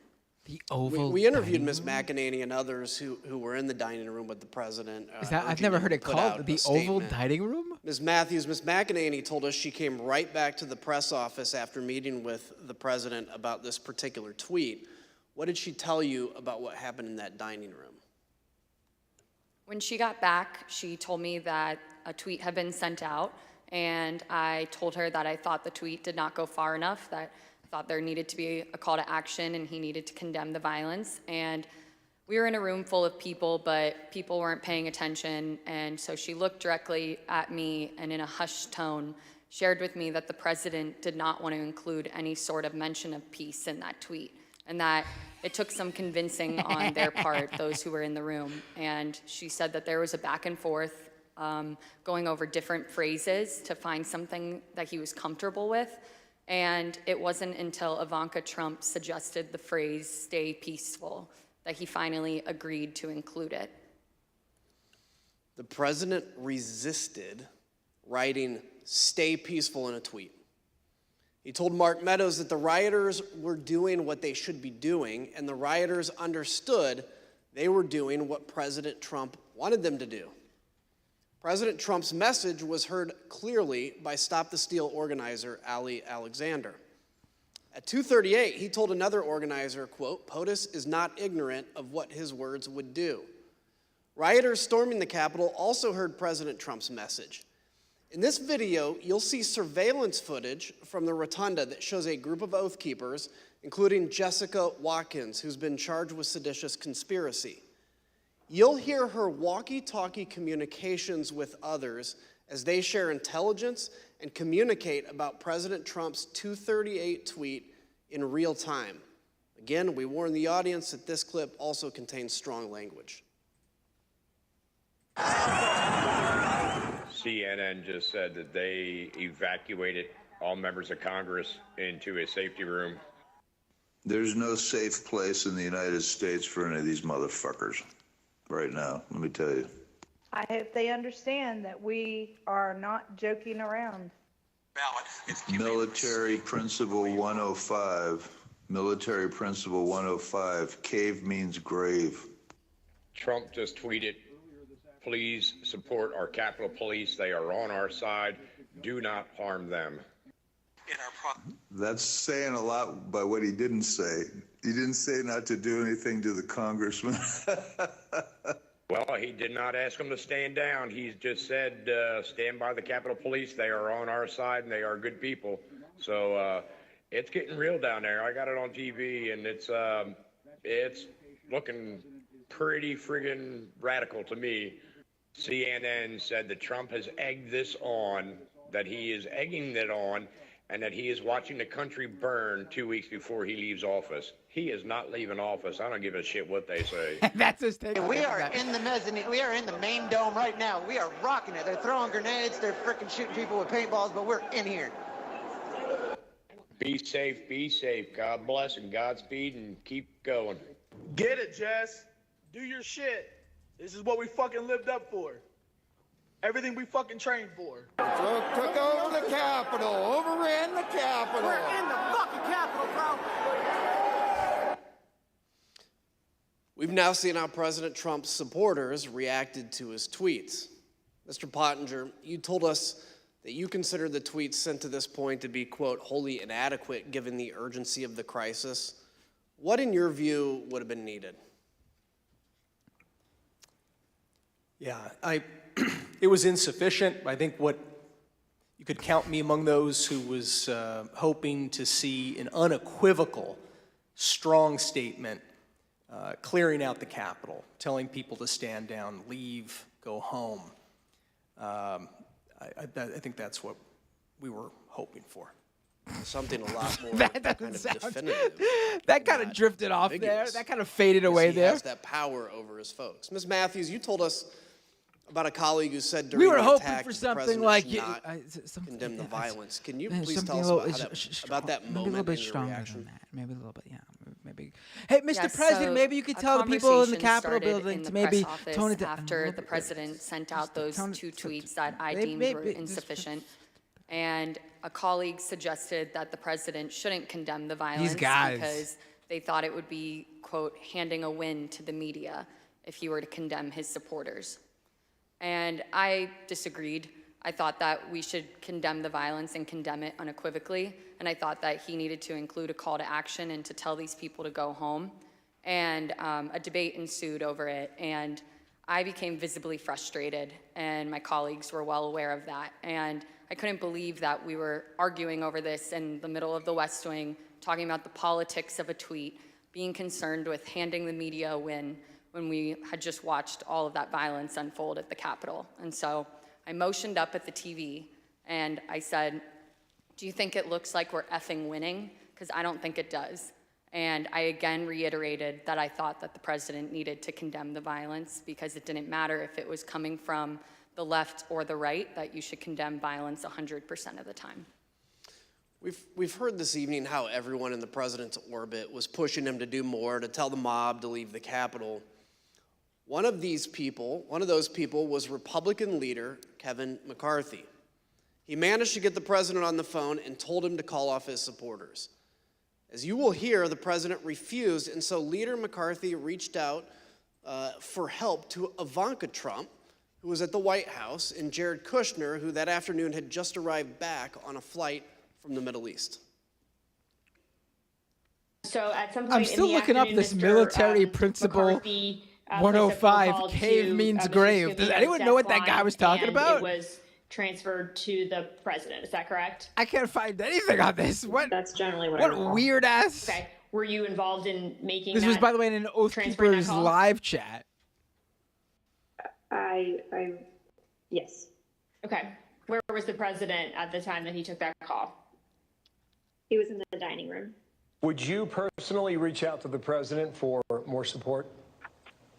I've already talked to the president. I called him. I think we need to make a statement. Are we freezing here make again? sure that we can calm individuals down. Did Mr. McCarthy indicate that he had been in touch with President Trump? He indicated that he had had a call, whether it was with the president or with somebody at the White House. But I got to refresh really quick. Sorry about that. I don't know Usually what's going on. bras fit small. No, sorry, bra commercial. Not on my stream. You know, I asked Kevin McCarthy, who's the Republican leader, about this, and he said he called Donald Trump. He finally got through to Donald Trump, and he said, you have got to get on TV. You've got to get on Twitter. You've got to call these people off. You know what the president said to him? This is as it's happening. He said, well, Kevin, these aren't my people. You know, these are Antifa. And Kevin responded and said, no, they're your people. They literally just came through my office windows, and my staff are running for cover. I mean, they're running for their lives. You need to call them off. And the president's response to Kevin, to me, was chilling. He said, well, Kevin, I guess they're just more upset about the election, theft than you are. And that's such a Trump thing to say. Of Kevin McCarthy and the president having basically a swearing conversation. That's when the swearing commenced, because the president was basically saying, I'm okay with this. Leader McCarthy, the President of the United States has a briefing room steps from the Oval Office. The cameras are hot 24/7, as you know. Why hasn't he walked down and said that now? I conveyed to the president what I think is best to do, and I'm hopeful the president will do it. And have you spoken with his chief of staff? I've spoken to the president. I've spoken to other people in there and to the White House as well. Who else reached out to Ms. Trump that you know of that afternoon about the attack on the Capitol? I believe at one point McCarthy did. Heard my phone ringing, turned the shower off, saw it was Leader McCarthy, who I had a good relationship with. He told me he was getting really ugly over at the Capitol and said, please, anything you could do to help, I would appreciate it. I don't recall specific asks, just anything you could do. Again, I got the sense that, they were scared. They meaning Leader McCarthy and people on the Hill because of the violence? That he was scared, yes. Think about that. Leader McCarthy, who was one of the president's strongest supporters, was scared and begging for help. President Trump turned him down. So he tried to call the president's children. Republican House member Mike Gallagher also implored the president to call off the attack. Mr. President, you have got to stop this. You are the only person who can call this off. Call it off. The election is over. Call it off. President-elect Joe Biden also went live on TV to demand that President Trump tell the mob to leave. I call on President Trump to go on national television now to fulfill his oath and defend the Constitution and demand an end to this siege. There was a desperate scramble for everyone to get President Trump to do anything. All this occurred. Can't believe and the Trump didn't president listen to Brandon. Still did not act. I yield to my friend from Virginia. That would be it for sure. Thank you, Mr. Kinzinger. President Trump finally relented to the pleas from his staff, his family, and from Capitol Hill for him to do something more at 4:17. 187 minutes, more than 3 hours after he stopped speaking at the ellipse. After he stopped speaking to a mob that he had sent armed to the Capitol.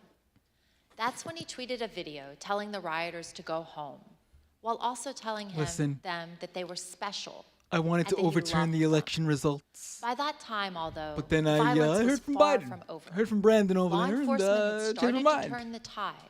It Reinforcements was the greatest were of on speeches the way, from Brandon. and elected So great. officials So were great. in secure locations. The writing was already on the wall. The rioters would not succeed. Here's what was showing on Fox News, the channel the president was watching all afternoon. Back to Brett Baer with more information now. Brett, what do you have? Yeah, our Pentagon team, Jen Griffin, Lucas Tomlinson, confirming the Defense Department has now mobilized the entire D.C. National Guard, 1,800 troops. Takes several hours, as I was mentioning before, to get them up and running. The Army Secretary Ron McCarthy is setting up a headquarters at the FBI. You just heard from David Spunt that the FBI is also sending troops to the Capitol. It's no coincidence, then, that President Trump finally gave in and went out to the Rose Garden at 4:03. His staff had prepared a script for him to read, but he refused to use it. As you can see on the screen, you can see the script is stamped "President has seen." The script said, quote, "I'm asking you to leave the Capital Region now and go home in a peaceful way." The president was urged to stick to this script, but he spoke off the cuff. Eric Hirschman and Nick Luna went with the president to film the message in the Rose Garden. Let's hear what they had to say and see the never-before-seen raw footage of the president recording. Oh, yes, let's do it! Ultimately, these remarks that we're looking at here in Exhibit 25 were not the remarks that the president delivered in the Rose Garden. Do you know why the president decided not to use I am asking you to leave the Capitol Hill region now and go home in a peaceful way. I don't know, sir. No, I do not know why. That was the original script Did the that they president showed. use any written remarks to your knowledge, or did he just go off the cuff? To my knowledge, it was off the cuff, sir. Good, Chase. When you're ready, sir.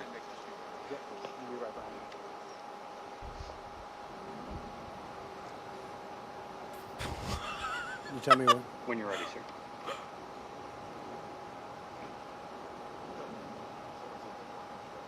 Who's behind me? He's gone around. We're all clear now.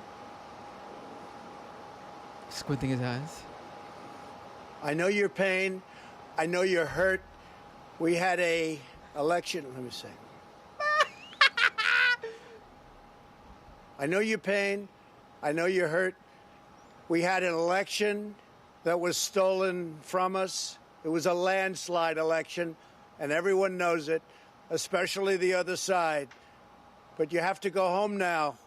We have to have peace. We have to have law and order. We have to respect our great people in law and order.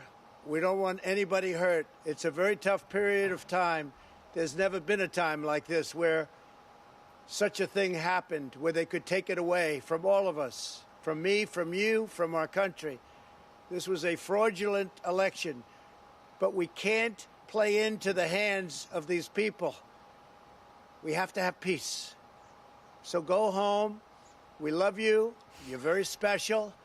You've seen what happens. You see the way others are treated that are so bad and so evil. I know how you feel. But go home and go home in peace. When I got there, basically the president just had finished filming the video, and I think he was basically retiring for the day. Was there any discussion about the president releasing a second video that day? Not that I recall. When he finished his video, I think everyone was like, day's over. People were pretty drained. Were pretty what? Drained. But we say day Drained over, from what? there Sitting were still in the people dining Capitol room? at that point, weren't there? Watching Fox There were News? people Draining, in the I know. Capitol, but I believe by this stage, law enforcement, and I'd have to go back and look, but I believe law enforcement was either there or moving in or going to take charge. I just tell you, people were emotionally drained by the time that videotape was done. Emotionally drained? At the White House? Here's what was happening at the same time at the Capitol. We warned the audience that this clip also contains strong language and violence. Hey, keep pushing, don't lose the momentum.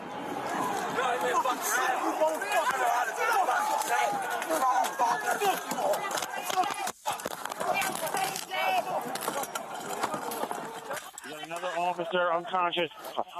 The sheriff. What sheriff? Everybody, we need gas masks. We need weapons. We need strong, angry patriots to help our boys. They don't want to leave. We need some strong, angry, meaty, muscular patriots right away. Let's get some patriots on the front line, some mega big calf muscles, folks. We really need some meaty patriots up in the front.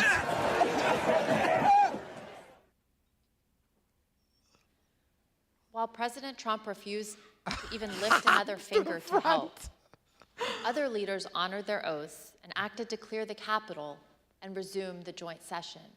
For instance, here are never-before-seen photos and video of congressional leaders in action during the attack. The video is a portion of a call they had at approximately 4:45 with Acting Secretary of Defense, Chris Miller. We're not going to let these people keep us from finishing our business. So we need you to get the building cleared, give us the okay so we can go back in session and finish up the people's business as soon as possible. Mr. Secretary and Senator Schumer, some people here in the Capitol Police believe it would take us several days to secure the building. Do you agree with that analysis?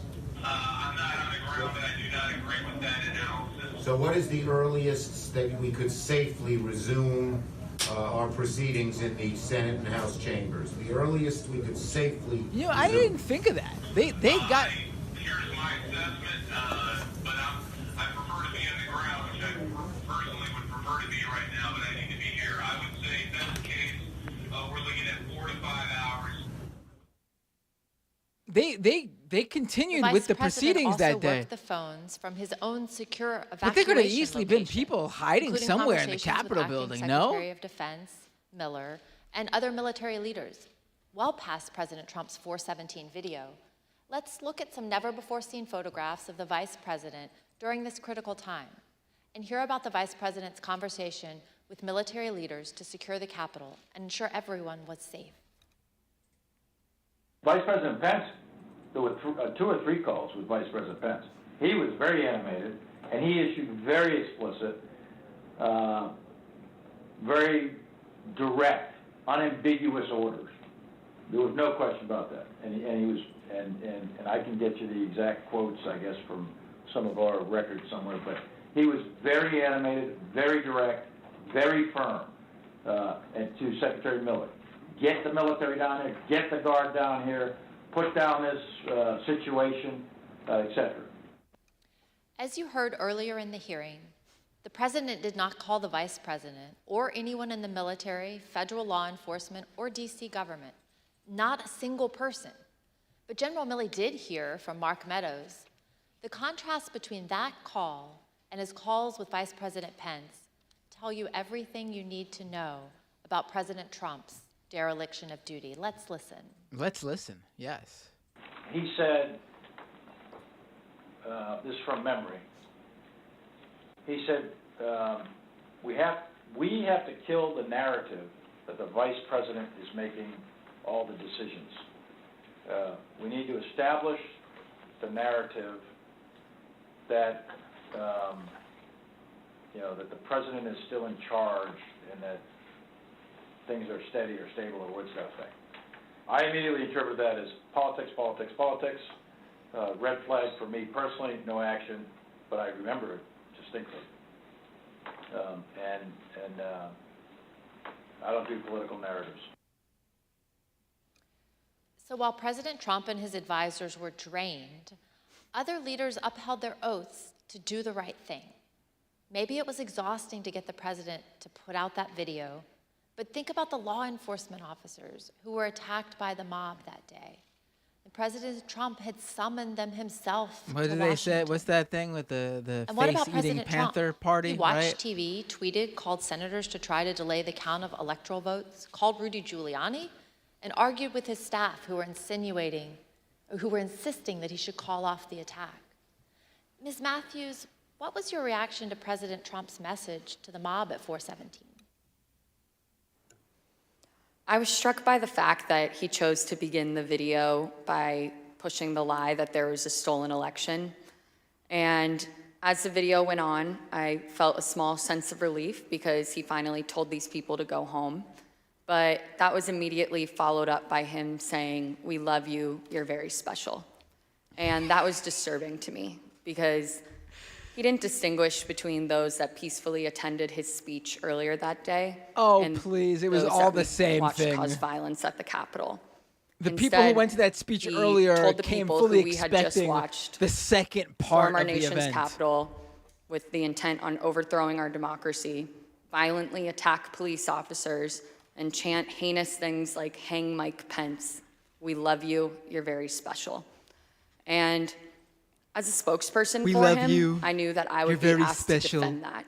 And You're beautiful to boys me, and girls. His refusal to act Such and strong, call off the mob that day, muscular and his patriots refusal on the to front condemn lines. the violence was indefensible. And so I knew that I would be resigning that evening. And so I finished out the workday, went home and called my loved ones to tell them of my decision, and resigned that evening.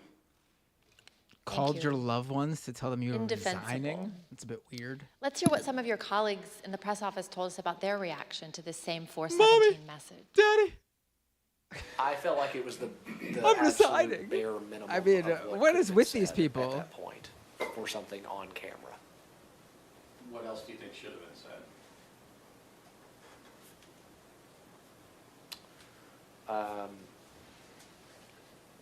I love you. You're all So, wonderful, meaty A more patriots. forceful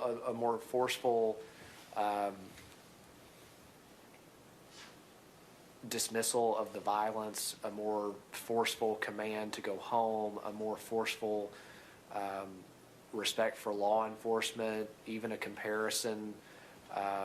I see you all to out there respect that we have given beating the law shit enforcement out of our beautiful boys in blue. as it relates to what You're was done to wonderful. them in the prior You're summer. fantastic. Respect law enforcement. And I thought it was important. Keep doing what you're doing. An In acknowledgement peace. be given to In peace. the U.S. Capitol building Shiv itself, everybody in peace. what it's a symbol of, what it means, not only to the people I that do have to work work on my there, Trump, but yes. to the American I'm not people a generally, and I'm not a the good work uh of Congress that by law I don't do voices. needed to be conducted that day. I'm not a good impersonator. Do you wish, in hindsight, that the president had asked the protesters to leave the Capitol earlier than he ended up asking them to do that? Of course, I would love if the go home message would have happened earlier in the day. The president's words matter. We know that many of the rioters were listening to President Trump. We heard from one last week, Stephen Ayers. Let's listen to what he had to say about the 417 message from the president and see how rioters reacted to the president's message in real time. Well, when we were there, as soon as that come out, everybody started talking about it, and it seemed like it started to disperse, some of the crowd. I'm here delivering the president's message. QAnon shaman. Everybody to go home. I'm sorry, that is funny. Everyone, I got important messages from all of you. From the President of the United States! He says go home. He says go home! Yeah, he said to go home. But just as Mr. Ayers said, police were still fending off the last throes of the brutal assault. I yield to the gentleman from Illinois. Well, Important everyone message else to the was President working as we're storming the to get Congress Capitol back in session. and What doing did this whole President Trump insurrection do? thing. He At wants us all 6:01, just 1 what's minute he after say? the Go citywide curfew home. went into effect, he posted his last tweet of the day.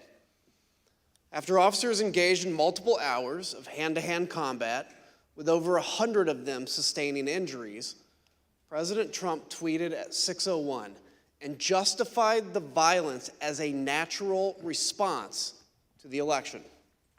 He said, quote, "These are the things and events that happen when a sacred landslide victory is so unceremoniously, viciously stripped away from great patriots who have been badly, unfairly treated for so long. I was told by Go the home great with love and prophet peace. Tim Pool Remember this that this was day going to be a forever." sacred landslide He called the mob election victory. great patriots. He told people to remember the day forever. He showed absolutely no remorse. A few minutes later, at 6:27, the president left the dining room and he went up to the White House residence for the night. On the screen is the last photograph of the president that night as he went into the residence. As he was gathering his things in the dining room to leave, President Trump reflected on the day's events with a White House employee. This was the same employee who had met President Trump in the Oval Office after he returned from the ellipse. President Trump said nothing to the employee about the attack. He said only, quote, "Mike Pence let me down." Ms. Matthews, what was your reaction to President Trump's 6:01 tweet? At that point, I had already made the decision to resign.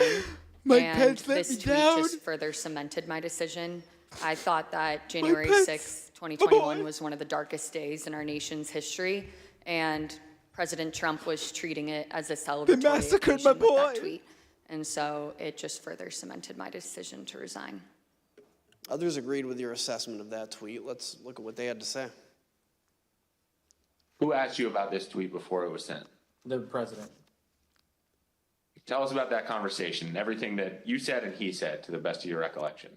Sure. So he said, "What do you think of this?" And I believe I saw the text message or on his phone.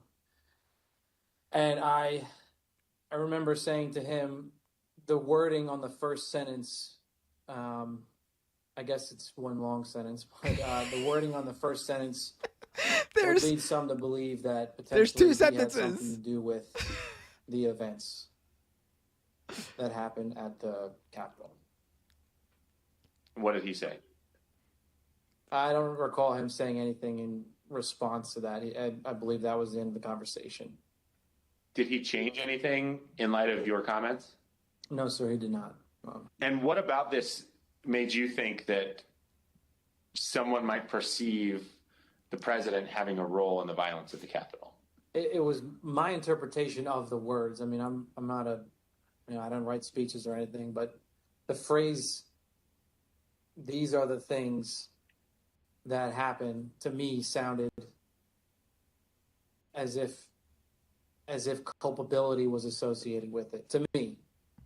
I don't think it's a patriotic act to attack the Capitol, but I have no it's idea freezing. How to characterize the people other than they trespassed, destroyed property, and assaulted the U.S. Capitol. I think calling them patriots is... Gonna refresh really quick. Advertisement. Hurry up.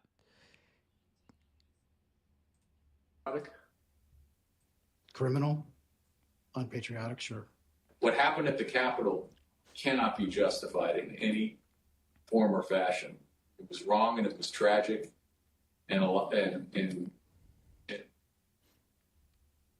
it was a terrible day. It was a terrible day for this country. I thought it was inappropriate. Why? To my mind, it was a day that should be remembered in infamy. That wasn't the tenor of this tweet. You mean the Despite sacred violence of the election day, the landslide effort to delay victory the wasn't the tone you were certification looking for? Continued. That evening, Rudy Giuliani called several of President Trump's closest political allies in the hour before the joint session resumed. Representative Jim Jordan and Senators Marsha Blackburn, Tommy Tuberville, Bill Hagerty, Lindsey Graham, Josh Hawley, and Ted Cruz. We know why Mr. Giuliani was calling them, because at 7:02, he left a voicemail for Senator Tuberville, which later became public. Let's listen to just the start of it. Senator Tuberville, or I should say Coach Tuberville, this is Rudy Giuliani, President's lawyer. I'm calling you because I want to discuss with you how they're trying to rush this hearing and how we need you, our Republican friends, to try to just slow it down so we can get these legislatures to get more information to you. Mr. Giuliani did not even mention the attack on the Capitol. Instead, he was pushing on behalf of President Trump to get members of Congress to further delay the certification. Even though some members did proceed with objections, Vice President Pence and Congress stood firm and successfully concluded the joint session in the early morning hours of January 7th. Here are some of what members of the president's party said in the days and weeks after the attack. There's no question, none, that President Trump is practically and morally responsible for provoking the events of the day. No question about it. The people who stormed this building believed they were acting on the wishes and instructions of their president. And having that belief was a foreseeable consequence of the growing crescendo of false statements, conspiracy theories, and reckless hyperbole, which the defeated president kept shouting into the largest megaphone on planet Earth. The violence, destruction, and chaos we saw earlier was unacceptable, undemocratic, and un-American. It was the saddest day I've ever had as serving as a member of this institution. He sounds Madam so Speaker, sincere. Today, the People's House was attacked, which is an attack on the Republic Oh, is this itself. what's his face? There is no excuse for it. A woman died, and people need to go to jail. And the president should never have spun up certain Americans to believe Please don't something believe that this for a simply second. cannot be. Well, after 3 a.m, Congress certified the 2020 election results. Soon after, this statement by President Trump was posted on Dan Scavino's Twitter account because the president's account by now had been suspended. As you can see, President Trump stuck with his big lie that the election was stolen. But he did say there would be an orderly transition. We learned, though, that the statement was not necessarily his idea. Jason Miller, a campaign advisor, told us that after the joint session started, he heard nothing from President Trump or the White House about assuring the nation that the transfer of power would take place. So Mr. Miller took it upon himself to draft the statement and call the president at 9:23 that night to convince him to put it out. Let's listen to what he had to say about the call. Did he disagree with something that you had put in the statement, some particular word or phrase that he did not want included? Whoa, what's with Jason Miller's mask? I'd say just a Sounds like he's about to go, oh, I he told wanted to the say president. peaceful transition, and I said that ship's kind of already sailed. So we're The gonna say orderly Batman transition. needs to.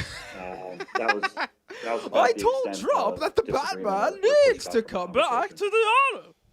The last person President Trump spoke to by phone Bane that vibes night there. was Johnny McEntee, his head of personnel. Mr. McEntee told us that they talked about the events of the day and the multiple resignation by administration officials. The decision whether to resign was one that weighed heavily on people in the administration. On the one hand, people like Mr. Pottinger and Ms. Matthews here, as proud as they were to have served, refused to be associated with President Trump's dereliction of duty. But others were sincerely worried that leaving President Trump to his own devices would put the country at continued risk. Listen to what we heard about that tension from Pat Cipollone, from General Mark Milley, and Eugene Scalia, who was the Secretary of Labor. And then after that, some people were resigning, obviously, over January 6th. We know who they were. Did I consider it? Yes. Did I do it? No. Concerned about is if people in the counsel's office left, who would replace me? And I had some concerns that it might be somebody who, had been giving bad advice. On the morning of the 7th, the decision I arrived at was that the most constructive thing I could think of was to seek a meeting of the cabinet. I thought that trying to work within the administration to steady the ship was likely to have greater value than simply resigning. After which point I would have been powerless to. You liked my Bane voice there, Monty. People of Gotham. So bad. I don't remember why. I haven't seen that movie in a little probably bit, had something so I don't remember how he sounds quite right. React and but things like that. Now there was a couple of calls where, Meadows and/or Pompeo, but more Meadows. How's the president doing? Like Pompeo might say, "How's the president doing?" And Meadows would say, "Well, he's in a really dark Right, place." I'm doing Jordan Peterson as Here's Bane, one, right? For example, on the 7th Ramsey. of January. So this is day after, right? POTUS is very emotional. Take and in a that, bad place. woke moralists. Up yours, As you heard Secretary Scalia Batman. warn President Trump to convene a cabinet meeting.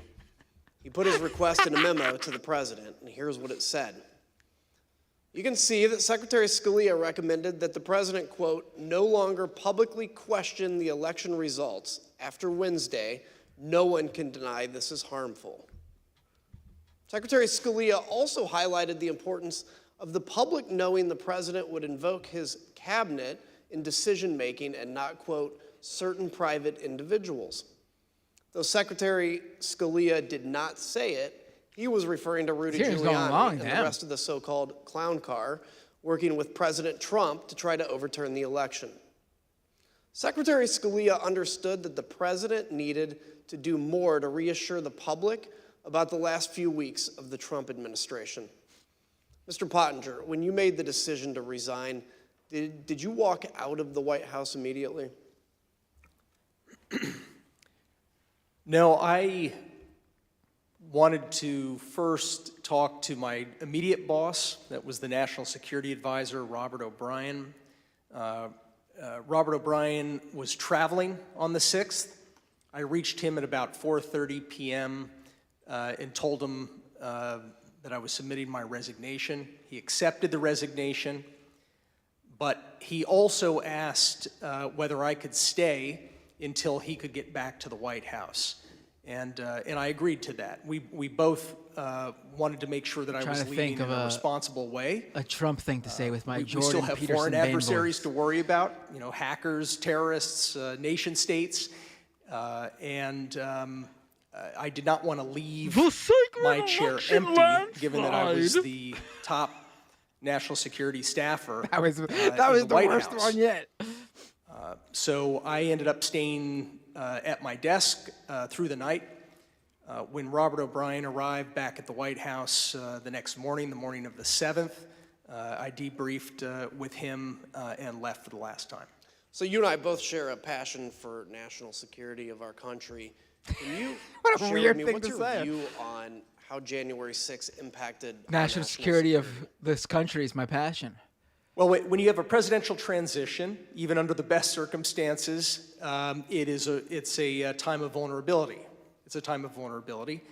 And when you have a contested election, I was certainly concerned that some of our adversaries would be tempted to probe or test U.S. resolve.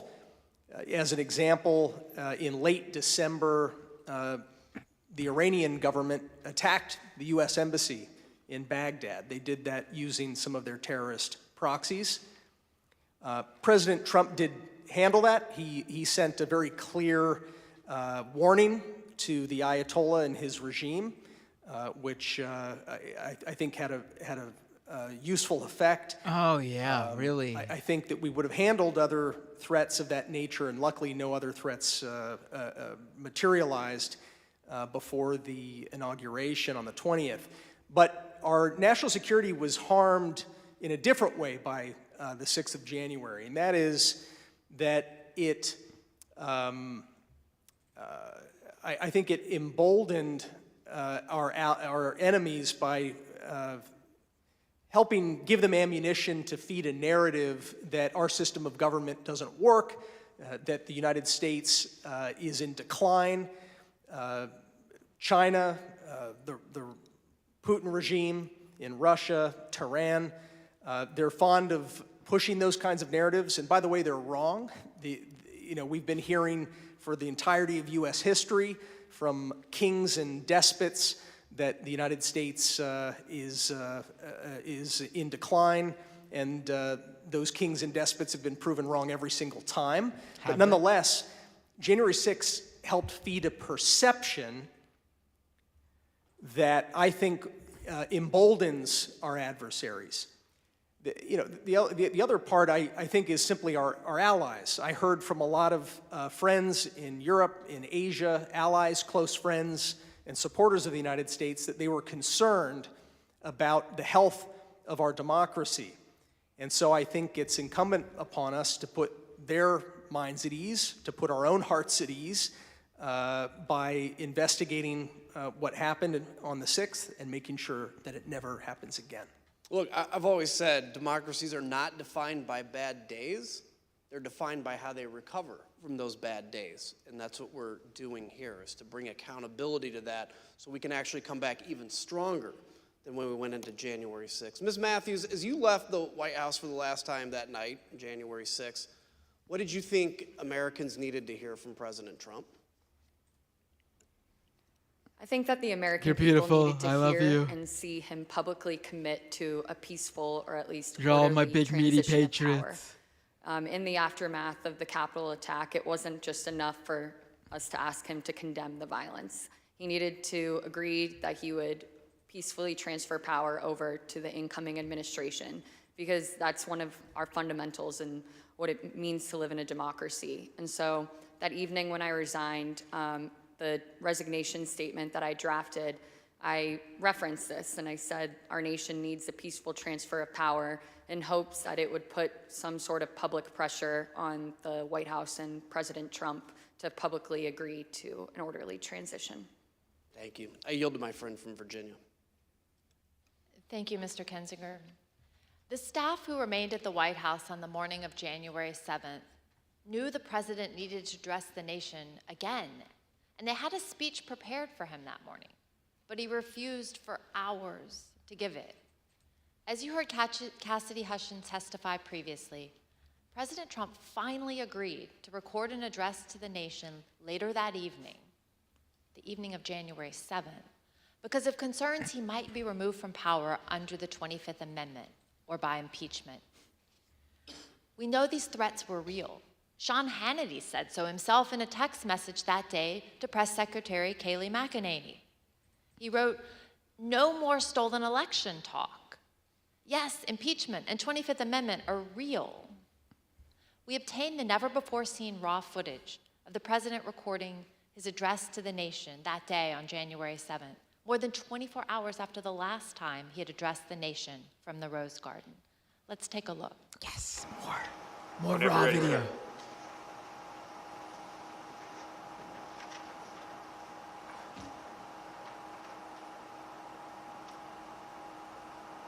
I would like to begin by addressing the heinous attack yesterday, and to those who broke the law, you will pay.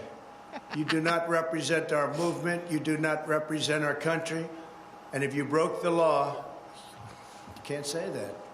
I already said you will pay.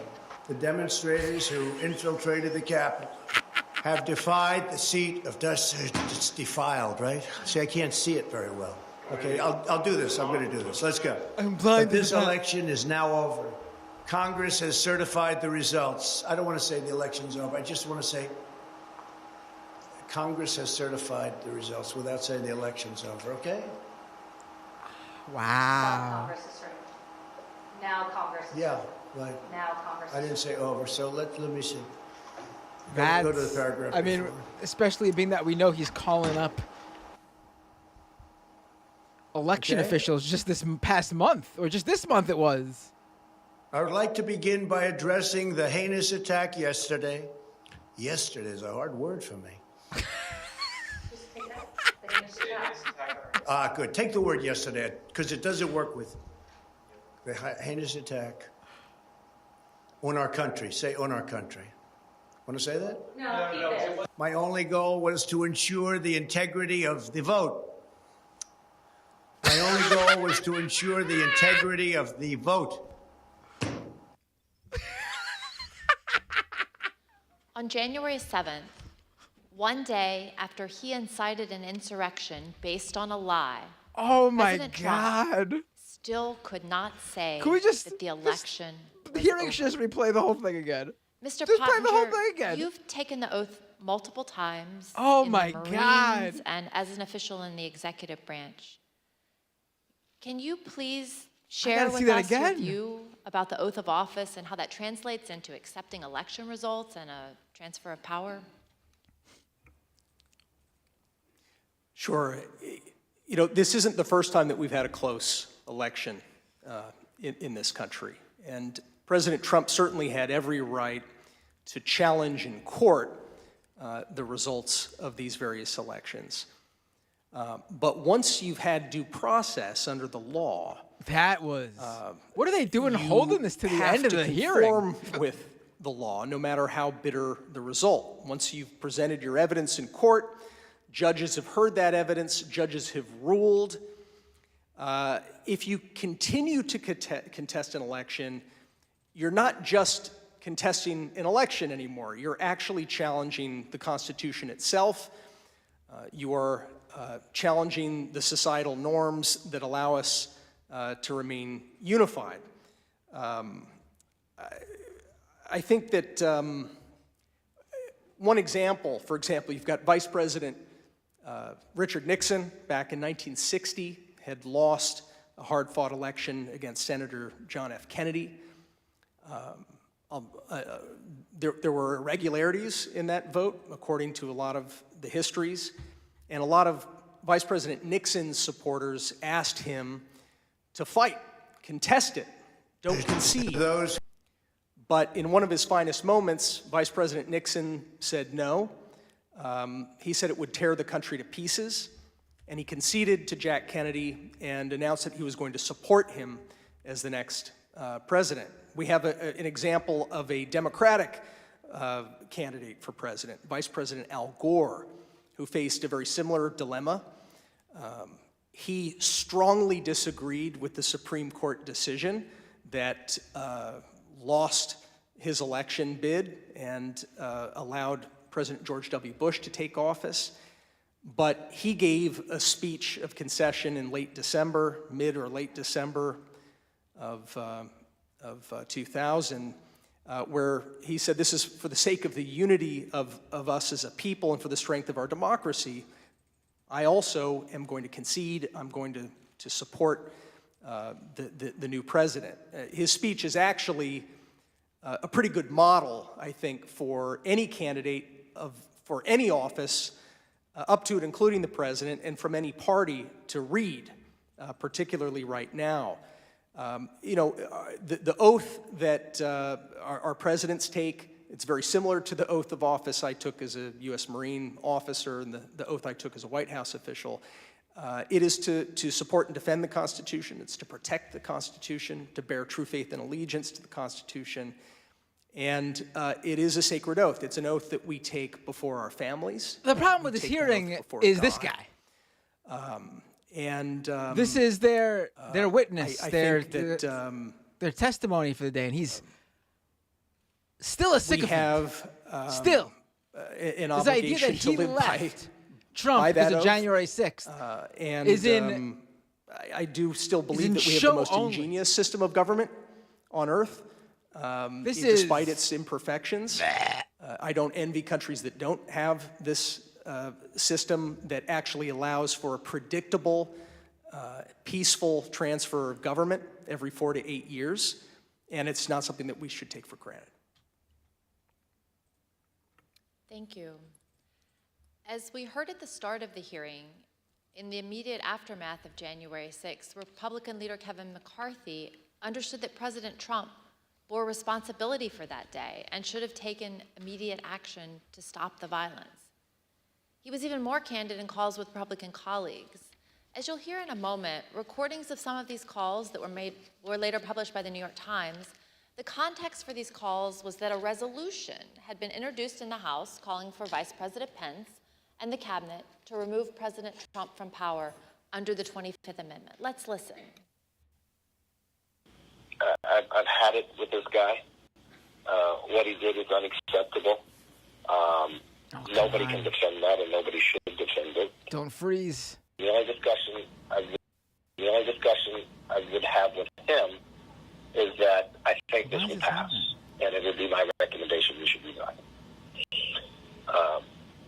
I mean, that would be my take, but I don't think he would take it. I gotta refresh really quick. Sorry. I hate that. What's with these bra commercials I keep getting? I mean, I know I got a small chest. I asked him personally today, does he hold responsibility for what happened?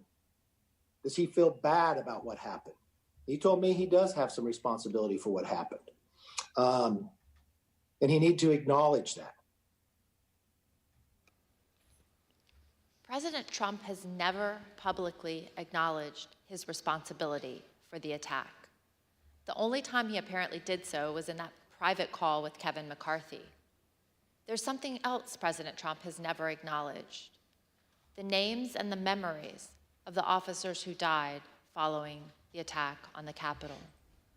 We're honored to be joined tonight by police and first responders who bravely protected us on January 6th.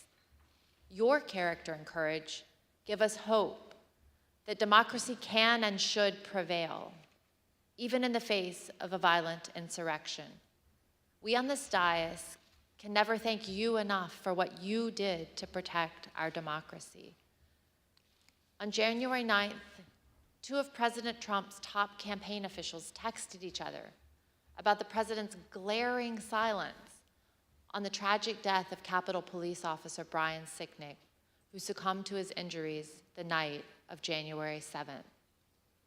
These campaign officials were Tim Murtaugh, Trump's director of communications, and one of his deputies, Matthew Walking. Their job was to convince people to vote for President Trump, so they knew his heart, his mind, and his voice as well as anyone, and they knew how he connects with his supporters. Here's what they had to say about their boss. Murtaugh said, "Also shitty not to have acknowledged the death of the Capitol police officer." Walking responded, "That's enraging to me. Everything he said about supporting law enforcement was a lie." To which Murtaugh replied, "You know what this is, of course? If he acknowledged the dead cop, he'd be implicitly faulting the mob. And he won't do that because they're his people." And he would also be close to acknowledging that what he lit at the rally got out of control.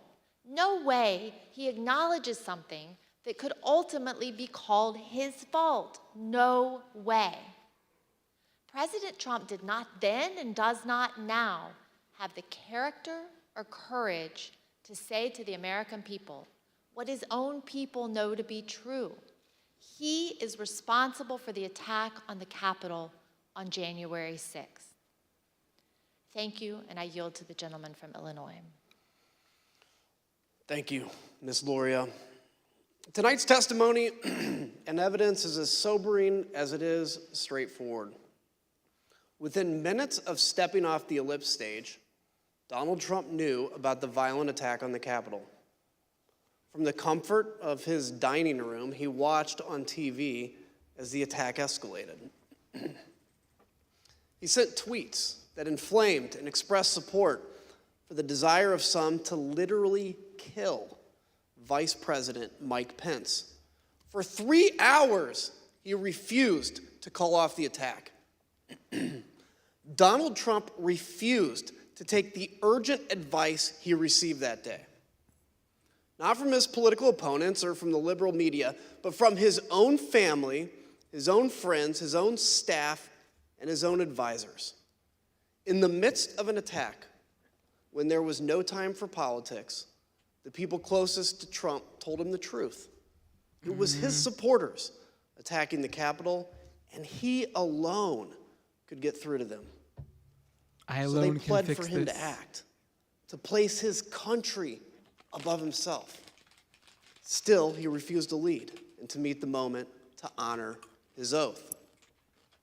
It was only once the vice president and the members of Congress were in secure locations and the officers defending the Capitol began to turn the tide that then President Trump engaged in the political theater of telling the mob to go home. And even then, he told them all they were special and that he loved them. Whatever your politics, whatever you think about the outcome of the election, we as Americans must all agree on No matter this. how funny you think Donald Trump is. Donald Trump's conduct on January 6th was a supreme violation of his oath of office and a complete dereliction of his duty to our nation. It is a stain on our history. It is a dishonor to all those who have sacrificed and died in service of our democracy. When we present our full findings, we will recommend changes to laws and policies to guard against another January 6th. The reason that's imperative is that the forces Donald Trump ignited that day have not gone away. The militant, intolerant ideologies, the militias, the alienation and the disaffection, the weird fantasies and disinformation. They're all still out there, ready to go. That's the elephant in the room. Well, but if January 6th has reminded us of anything, I pray it has reminded us of this. Laws are just words on paper. They mean nothing without public servants dedicated to the rule of law and who are held accountable by a public that believes oaths matter more than party tribalism or the cheap thrill of scoring political points. We, the people, must demand more of our politicians and ourselves. Oaths matter. Character matters. Truth matters. If we do not renew our faith and commitment to these principles, this great experiment of ours, our shining beacon on a hill, will not endure. I yield to the gentlewoman from Virginia. I mean, dude, you're still a Republican. You still have the R next to your name. This isn't all about Trump. This is your Throughout party, our man. hearings, we've provided many facts. You haven't left your Painted a party. vivid picture of the events of January 6th. The violence, the human toll, both emotional and physical, including the tragic loss of life. The threats to our Constitution, the rule of law, and the danger to this nation, a nation we all love as Americans. In tonight's hearing, we've gone into great detail about the events inside the White House on January 6th. We've described how the President of the United States, who was bound by oath to the Constitution and by duty to ensure the laws are faithfully executed, took no action when the cornerstone of our democracy, a peaceful transition of power, was under attack. But it's more than that. Donald Trump summoned a violent mob and promised to lead that mob to the Capitol to compel those he thought would cave to that kind of pressure. And when he was thwarted in his effort to lead the armed uprising, he instigated the attackers to target the vice president with violence, a man who just wanted to do his constitutional duty. So in the end, this is not as it may appear. Let's not make Pence a story sound of like some sort inaction of in a frickin' time hero. of crisis. But instead, it was the final action of Donald Trump's own plan to usurp the will of the American people and remain in power. Not until it was clear that his effort to violently disrupt or delay the counting of the election results had failed did he send a message to his supporters in which he commiserated with their pain, and he told them affectionately to go home. That was not the message of condemnation and just punishment for those who broke the law that we expect from a president whose oath and duty is to ensure the laws are faithfully executed. But instead, it was his newest version of stand back and stand by. To me, this is personal. I first swore an oath to support and defend the Constitution against enemies foreign and domestic when I entered the U.S. Naval Academy at age 17. I spent 2 decades on ships at sea, defending our nation from known and identifiable foreign enemies who sought to do us harm. I never imagined that that enemy would come from within. I was not as prescient as Abraham Lincoln, who 23 years before the Civil War said, "If destruction be our lot, we must ourselves be its author and its finisher." Donald Trump was the author, and we the people, for ourselves and our posterity, should not let Donald Trump be the finisher. Thank you, and I yield to the Vice Chair. Thank you very much, Mrs. Luria. I want to thank our witnesses for joining us today. The members of the Select Committee may have additional questions for today's witnesses, and we ask that you respond expeditiously in writing to those questions. Without objection, members will be permitted 10 business days to submit statements for the record, including opening remarks and additional questions from our witnesses. I'd now like to turn things to Chairman Thompson for a few closing words. The members of the committee and I appreciate and thank all persons who've come forward voluntarily to provide information to help protect our democracy. And our work continues. As we've made clear throughout these hearings, our investigation is going forward. We continue to receive new information every day. We are pursuing many additional witnesses for testimony. We will reconvene in September to continue laying out our findings to the American people and pushing for accountability. In the first hearing of this series, I asked the American people to consider the facts and judge for themselves. The facts are clear and unambiguous. I thank the American people for their attention over the past several weeks. I wish you all a pleasant evening. And let me again thank our witnesses today. We've seen bravery and honor in these hearings, and Ms. Matthews and Mr. Pottinger, both of you will be remembered for that, as will Cassidy Hutchinson. She sat here alone, took the oath, and testified before millions of Americans. She knew all along that she would be attacked by President Trump and by the 50, 60, and 70-year-old men who hide themselves behind executive privilege. But like our witnesses today, she has courage, and she did it anyway.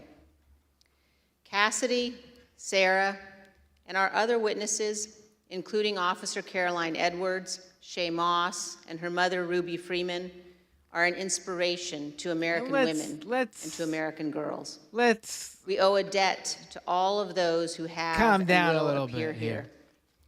And that brings me to another All right, point. well deserved. You're getting This this committee again. has shown you the testimony of You're getting dozens this of again. Republican witnesses, those who served President Trump loyally for years. The case against Donald Trump in these hearings is not made by witnesses who were his political enemies. It is instead a series of confessions by Donald Trump's own appointees, his own friends, his own campaign officials, people who worked for him for years, and his own family. They have come forward and they have told the American people the truth. And for those of you who seem to think the evidence would be different if Republican leader McCarthy had not withdrawn his nominees from this committee, let me ask you this. Do you really think Bill Barr is such a delicate flower that he would wilt under cross-examination? Pat Cipollone, Eric Hirschman, Jeff Rosen, Richard Donahue, of course they aren't. None of our witnesses are. At one point in 2016, when he was first running for office, Donald Trump said this: "I could stand in the middle of Fifth Avenue and shoot somebody, and I wouldn't lose any voters." Mm-hmm. That quote came to mind last week when audio from Trump advisor Steve Bannon surfaced from October 31st, 2020, just a few days before the presidential election. Let's listen. And what Trump's going to do is just declare victory, right? He's going to declare victory. But that doesn't mean he's the winner. He's just going to say he's the winner. The Democrats, more of our people vote early that count. Theirs voted mail. And so they're going to have a natural disadvantage, and Trump's going to take advantage of it. That's our strategy. He's going to declare himself a winner. So when you wake up Wednesday morning, it's going to be a firestorm. Also, if Trump is losing by 10 or 11 o'clock at night, it's going to be even crazier. No, because he's going to sit right there and say they stole it. If Biden's winning, Trump is going to do some crazy shit. And of course, 4 days later, President Trump declared victory when his own campaign advisors told him he had absolutely no basis to do so. What the new Steve Bannon audio demonstrates is that Donald Trump's plan to falsely claim victory in 2020, no matter what the facts actually were, was premeditated. Perhaps worse, Donald Trump believed he could convince his voters to buy it, whether he had any actual evidence of fraud or not. And this same thing continued to occur from Election Day onward until January 6th. Donald Trump was confident that he could convince his supporters the election was stolen, no matter how many lawsuits he lost, and he lost scores of them. He was told over and over again in immense detail that the election was not stolen. There was no evidence of widespread fraud. It didn't matter. Donald Trump was confident he could persuade his supporters to believe whatever he said, no matter how outlandish, and ultimately, that they could be summoned to Washington to help him remain president for another term. As we showed you last week, even President Trump's legal team, led by Rudy Giuliani, knew they had no actual evidence to demonstrate the election was stolen. Again, it didn't matter. Here's the worst part. Donald Trump knows that millions of Americans who supported him would stand up and defend our nation were it threatened. They would put their lives and their freedom at stake to protect her. And he is preying on their patriotism. He is preying on their sense of justice. And on January 6th, Donald Trump turned their love of country into a weapon against our Capitol and our Constitution. He has purposely created the false impression that America is threatened by a foreign force controlling voting machines, or that a wave of tens of millions of false ballots were secretly injected into our election system, or that ballot workers have secret thumb drives and are stealing elections with them. All complete nonsense. We must remember that we cannot abandon the truth and remain a free nation.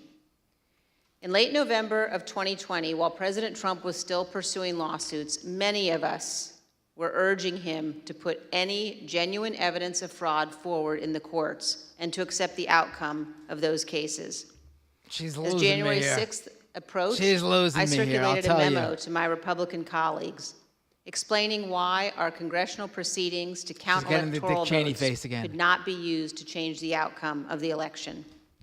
But what I did not know at the time was that President Trump's own advisors, also Republicans, also conservatives, including his White House counsel, his Justice Department, his campaign officials, they were all telling him almost exactly the same thing I was telling my colleagues. There was no evidence of fraud or irregularities sufficient to change the election outcome. Our courts had ruled It was over. Now we know that it didn't matter what any of us said because Donald Trump wasn't looking for the right answer legally or the right answer factually. He was looking for a way to remain in office. Let's put that aside for a moment and focus just on what we saw today. In our hearing tonight, you saw an American president faced with a stark and unmistakable choice between right and wrong. There was no ambiguity, no nuance. Donald Trump made a purposeful choice to violate his oath of office, to ignore the ongoing violence against law enforcement, to threaten our constitutional order. There is no way to excuse that behavior. It was indefensible. And every American must consider this. Can a president who is willing to make the choices Donald Trump made during the violence of January 6th ever be trusted with any position of authority in our great nation again? In this room, in 1918, the Committee on Women's Suffrage convened to discuss and debate whether women should be granted the right to vote. This room is full of history, and we on this committee know we have a solemn obligation not to idly squander what so many Americans have fought and died for. Ronald Reagan's great ally, Margaret Thatcher, said this: "Let it never be said that the dedication of those who love freedom is less than the determination of those who would destroy it." Let me assure every one of you this. Our committee understands the gravity of this moment, the consequences for our nation. We have much work yet to do, and we will see you all in September. I request those in the hearing room remain seated until the Capitol Police have escorted witnesses and members from the room. All right, so without objection, the committee stands adjourned. we're going to open phone lines now. We'll take some calls. We're going a little bit later. We've been on for 2 hours and 45 minutes, the exact length of how long this has gone on. I'm going to open up the phone lines now. You could call in via Skype. Just open up Skype and search Doomed Live. I'll say this hearing surely had its moments with the Trump videos and the Hawley clip. Absolutely. As a whole, I thought this hearing was a little lacking compared to they were on a roll the past two hearings, especially for a primetime hearing. But, this is coming from someone who's been following this and pretty much knows a lot of what's going on already in terms of... let's take this call. First caller up. Hey, what's your name? Where are you calling from? Whoa. 1 second. I got to turn off my my YouTube video because it's... All right, there we go. No, I had to turn off my YouTube video. Oh, maybe About you. What's your name? Where are you calling from? My name's Cameron Robson, and I'm calling from the Canada, eastern part of Canada. And you are not Cameron Robson. Please give me a break. Who's this? What's your name? Where are you calling from? Wait. 1 second. Fuck you. I am Cameron Robson. Oh, that lamp's not plugged in. Let me see if I can show you. I am Cameron Robson. No. Very funny. What's your name? Where are you calling from? My name's Cameron Robson, and I'm coming in from Moncton, New Brunswick. All right, Cameron, I'm just playing with you because you look different, my friend. It's been a long time since I've seen you. You haven't called in a while since you've... last time we saw you, you'd cut your hair, but now you grew the mustache. I don't recall that. How you doing, my friend? How's everything going? I'm pretty good. I got some cool things to show you. I found this board game. Anti-Monopoly. That's pretty cool. That's pretty cool, right? What else? I started making my own like ape paintings. Like Oh. board. So that along people- with I'm guessing the crypto mine thing is that's kaput. The mine's closed. You're now painting bored apes. Huh? You're now painting bored apes. I had a moment of crisis, and I needed to reassess what, how I'd been sucked into hustle culture. Just like I was grinding so much. So I'm still working on the mining stuff, but I'm trying to be a little bit more laid back. I have a bottle of Valium here that I've been taking. What else? I bought a record player. I got a few. You actually, some you might know, like where did I put the? Oh, I can't find it. I have like some Fugazi and stuff like that. You like Fugazi? Yeah, I do. I got one here. I got this. This is great. Well, I don't know about that. There's some good bits on here. Yeah, I don't know about. I don't know why it was so cheap. Have you happened to check out the news maybe in the past 10 years or so? Man, I don't trust the news. And I've been playing a guitar. Oh, good. But really, I just wanted to ask. See, I gotta. What was that show you guys were watching? Oh, is the latest January 6th hearing, my friend.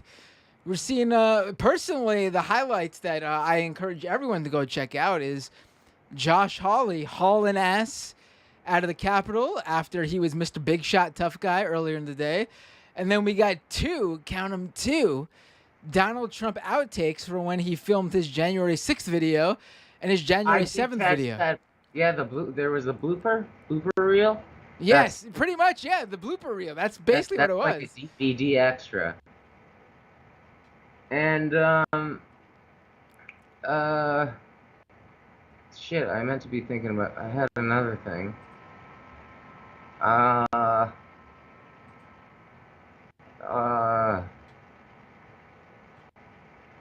You should probably take another call, because I don't have any more funny things to say or anything. All right. Well, Cameron, it was great to hear from you. I'm glad you're doing good. And call back on another show when I guess I'm not 2.5, almost 3 hours into watching this thing.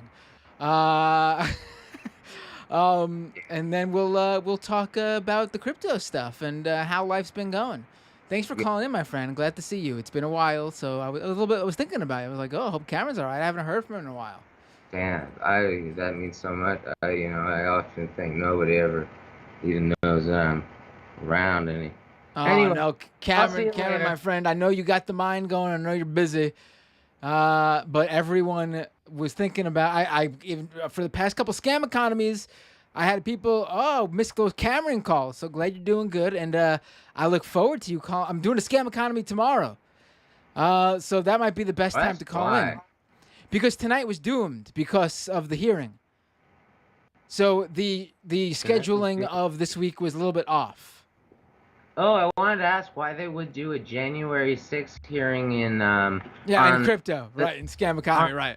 No, on the 7th. First of all, oh wait, no, it's not the 7th. It's July 21st. 7th is the month. The month is 7, and it's July, so that's not January or 6th. Right, So I understand the connection. Right. But, well, you want to figure that out. You might have to catch up a little bit. I have to catch you up a little bit. Call in tomorrow. I'll catch you up a little bit on the past, 10 or so years, Cameron. Okay? Sounds. Okay. That'd be great. That is because I've been, a lot of stuff just goes over my head when I watch these shows. I hear you, Cameron. I'll let your other callers. Have a great night, my friend, and I'll be looking forward to your call tomorrow. Take care. Goodbye. Bye. Oh, I have the wrong background. I'm using the old, I have the scam economy background on in this scene. Let me fix that. That should not be the case. This is doomed. Oh, look at that. It's almost like Cameron came on it and my computer forcibly gave me the scam economy background. All right, I'll take 1 or 2 more calls. Oh, we had a few missed calls just 2 seconds ago.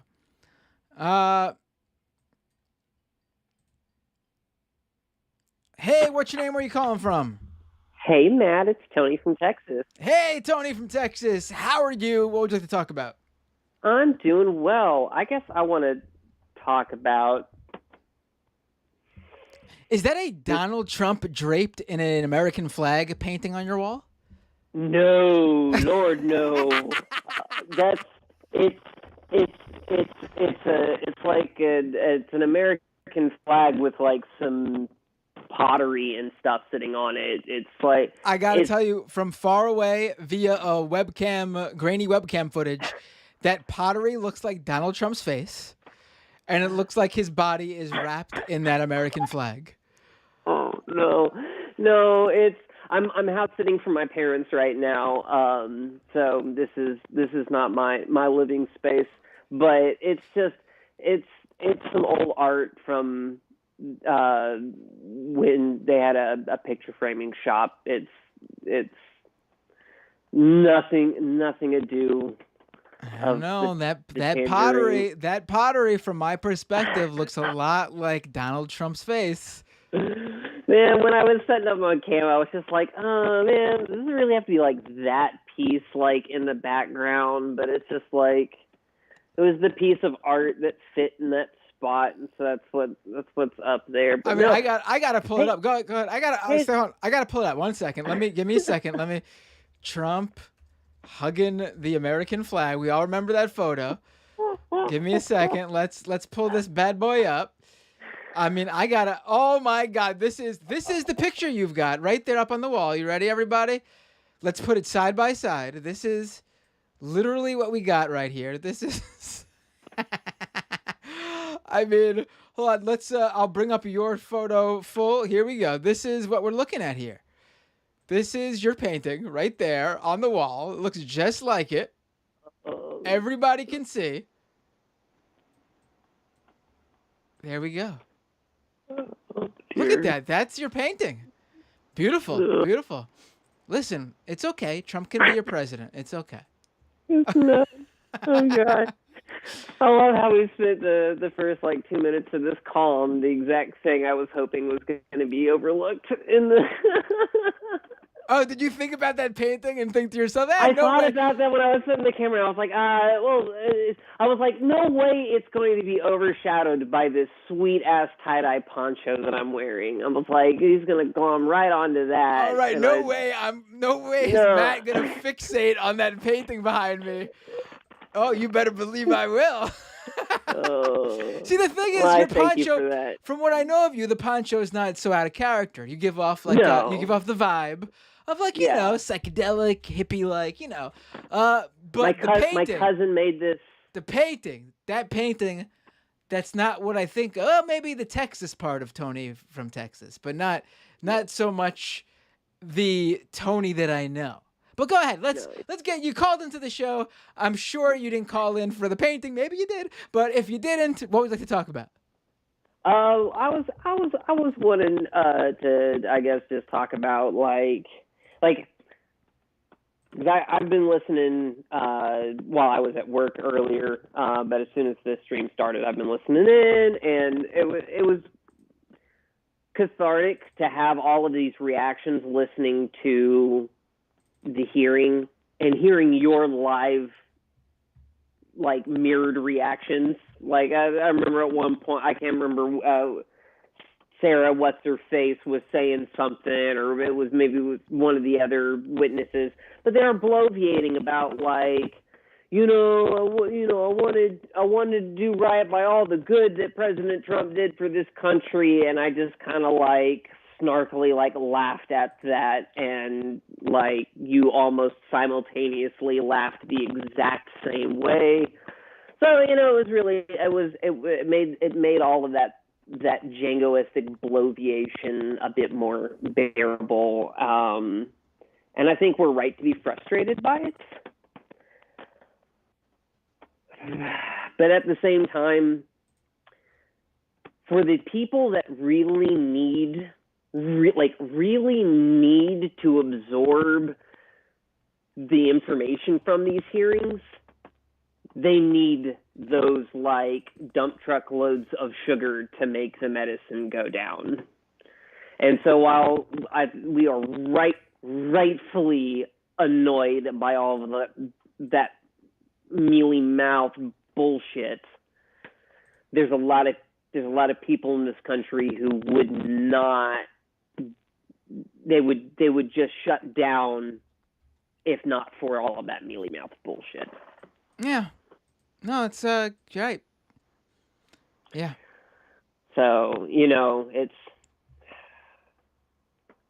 necessary evil might be a bit strong, but yeah, I mean, I get a lot of what they're doing. Absolutely. I mean, I know my audience is not that audience, so we make fun and we have fun with it.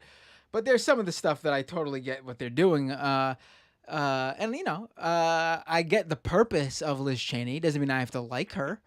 Or even, we had fun with her tonight with the Dick Cheney photo. But chef's kiss. I get her purpose there. Again, I'm not gonna even do what the libs are doing and give her even a little tiny bit of credit. I mean, it's not. I mean, really, no one who's doing this should get any credit in any way in terms of this is what they should be doing. This is expected. They're, in fact, in my opinion, they're doing less than expected by not forcefully going for charges on various members of the Trump administration, the Trump family, Donald Trump himself. They're not, the idea that we heard tonight that they were going to push for changes in the laws so this doesn't happen again. I mean, I don't. I got a few suggestions. I mean, you wanna push for something? I say we push for consequences for the people who took part in this and who organized it and who set it up. And we're not going to see it. We're just not going to see it. I'm sorry. I would be shocked if even some some of the people who they've been focusing on. I mean, and also we get these Trump sycophants, like the gentleman tonight, and even the McCaney buddy, who are getting heralded as heroes. And I'm sure they'll get nice little book deals and they'll turn this into some sort of grift. None of them deserve anything. What they're doing should be expected. In fact, the idea that they go up there and they still defend their time in the administration in general, as if the acts of January 6th were the first time Trump overstepped his bounds. Ludicrous. Ridiculous. Absolutely. Ridiculous. When I was at work and was scoffing, it's just one of the pharmacist I was working with was like, "What are you laughing about?" And I was like, "It's these people that these enablers who had no problem could stomach all of the other atrocious, inhumane things that this administration has done and played along, and it was only at this point that it's a bridge too far, and they still want to defend all of the other really awful things that they could stomach because they were awful things that were not happening in their space to their people." So yeah, it's just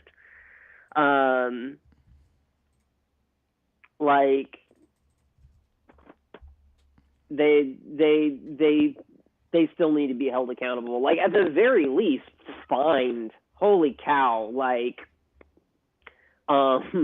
Pretty much everybody that's had worthwhile testimony should probably be fined to hell and back because they were close enough to all of this,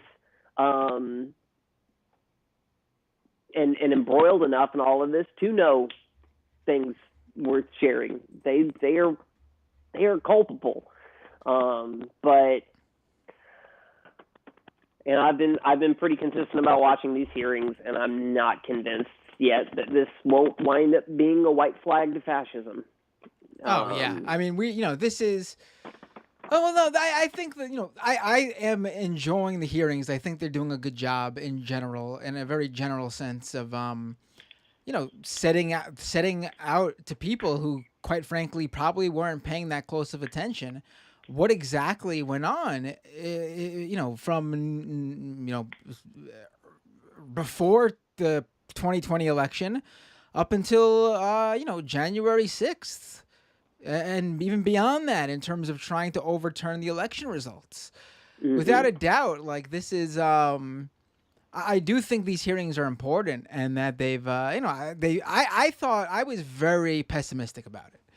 And, tonight's wasn't the greatest. We did get some really good moments that in my opinion, made it worthwhile. But as a whole, it was certainly weaker than some of the other ones. But altogether, as a package, I think the hearings have been very good so far. I try not to pay too much attention to, the committee's sort of narration, because that's not for people like you and me. Yeah. I'm paying attention strictly to details in the testimony. Mm-hmm. The video packages, even of material I've already seen, to see how it's presented, because they're doing a really good job with setting out the timeline.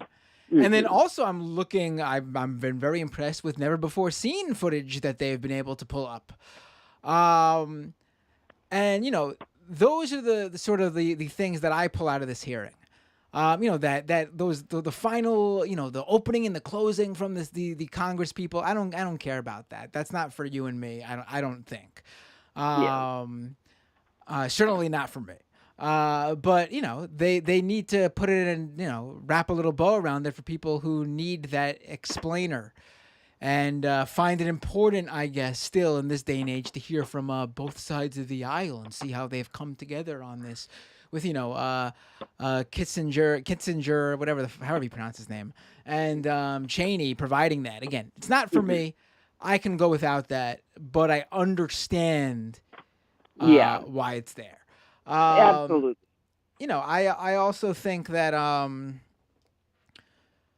I think that something does need to happen at the end of all these. Otherwise, I think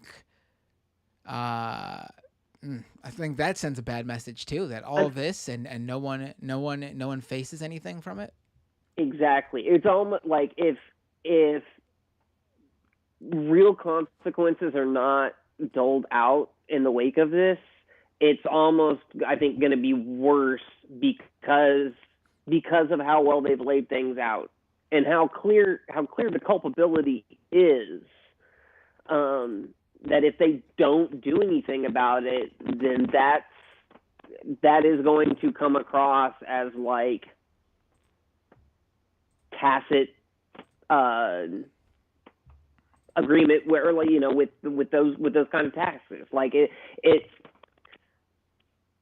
If they did a poor job of presenting the evidence and said the waters were really muddied about all of this and consequences don't get doled out, there's like a plausible deniability in it. Like, oh, we didn't have enough to peg them, and if somebody else were to try this again, maybe they wouldn't be as lucky with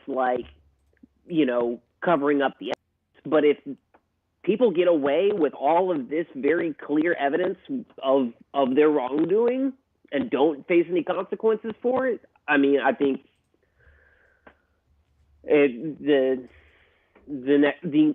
when it happens again, when another attempt like that is made, it's going to be a question of when, not if. Yeah. No, absolutely. Thanks for the call, Tony. This was, I think this was I'm really glad you called in, because I think we really sort of broke it down, and it was good to have someone to go back and forth with. I needed that for tonight. So thank you. You're welcome. Always a pleasure. You have a great rest of your show. Thank you. I will, and I think we're gonna play some. I'll take one or two more calls, and then we'll have some fun with watching the Trump video again, the blooper reel. Have a great night. Thanks, you too. Hey, what's your name? Where are you calling from? Hey, it's Andy from Ontario. Hey, Andy. What would you like to talk about? Hey, Matt. Thank you for taking my call. Big fan of Doomed. Thank I you. just, thank you. I just want to talk kind of about the hearings tonight and sort of what you're saying about like how it's not sort of maybe meant for you, who they're targeted at. I think. I think it's pretty. Obviously, the evidence they present is for everyone, and that's the stuff I enjoyed. But in terms of like the packaging, it's not for me. It's not meant for me. Yeah, I guess my worry, I kind of want to expand maybe the discussion a little bit, like to people who, like I feel like the people who aren't maybe immediately amenable to these facts, right, that are being presented. Like there's a whole swath of people who are just not going to accept that information. And I worry about maybe a larger discussion about like the culture war issues that are being used to sort of separate people. And I worry that like I know a lot of people who they see all this stuff and they get that okay, it's bad, and maybe there's an entire party that's bad, but there are these like smaller sort of targeted culture war issues at them that also they don't switch their vote, but they kind of depress them from voting either way. Right. No, I see what you're saying. Right. And like I worry about that. So I just kind of want to know like your thoughts on even going forward from these hearings. Again, because this week everyone's talking about Michael, like sort of a humanistic way to, if there's, the people who this kind of stuff doesn't affect. Do you have an idea on a way to speak to people who, like, I can give an example if you want. Like, I have friends who I would say are like leftish, but are still can be swayed by like weird culture war stuff like trans issues. They're still maybe not totally comfortable with it.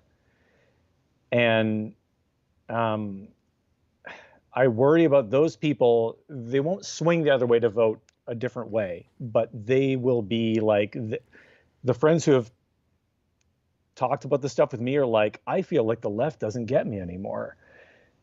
And I just wonder if you have any ideas of ways to speak to people like that who, in the face of like this crazy evidence of clear corruption on the other side, can still let a tiny culture war issue, like a sliver thing, get to them to maybe even depress their vote and feel like they don't have a home. Because for the other side, that's enough. Are you saying like these hearings would depress people on the left from going out and voting? Is that what your concern is here?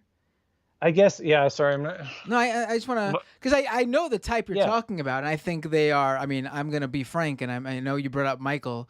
If people don't know, there are people listening to the show who aren't familiar. Michael Brooks, my buddy, was co-hosts with him and co-producers with him on the Majority Report for almost 5 years. He passed away 2 years ago yesterday, suddenly. And so they, Majority Report did a beautiful, remembrance show for him yesterday. Michael had this, towards those later years of his, which we didn't know at the time were the later years, but, this was going to be, he was focusing on like, sort of not these cultural war or, identity issues, but trying to get people to look at big picture and not giving those people a pass on these things, but, trying to understand where they were coming from and see how you can get them to, interact at a more of a base level, and then with the idea of bringing them in on everything as they felt more wholly invested in every you sold them on everything else, like more sort of I guess class issues.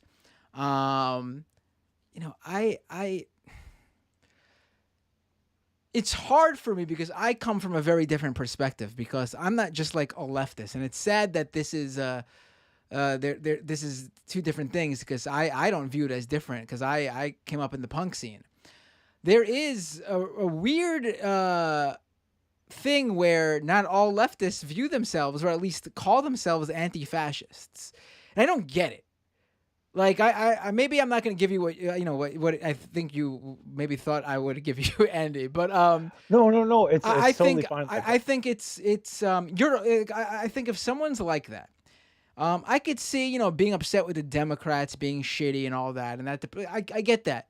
But if you're someone who's watching this unfold and literally these guys tried to overturn the election results, like it's not like you could be, think electoral politics is nothing, but it is what it is. And it's all we really got in terms of any sort of direct influence over any of this. And you have these guys outright saying that we're not going to accept it. And it's going to get worse. Like the Trump stuff, like it's fun and silly because Trump is freaking hilarious as a character. But I mean, the other guys in the Republican Party are not so hilarious. And, we've seen what they're doing with gerrymandering, and eventually, not so far off, we're going to see them outright not accept election results and succeed. It was very easy for them to, for Trump to lose here. Because you don't need to, hard to do this with the presidency right now, obviously, but who cares about the presidency if you're able to do this in multiple different local statewide elections, and then in turn gerrymander so that Democrats never win the House again. And there you go, you've stolen multiple elections in a lesser over the top way than Trump tweeting out for everyone to have a beautiful time at his wild protest. Yeah, I think there's a real problem on the left where they, and I think it's wholly unserious of anyone on the left to not also consider themselves an anti-fascist.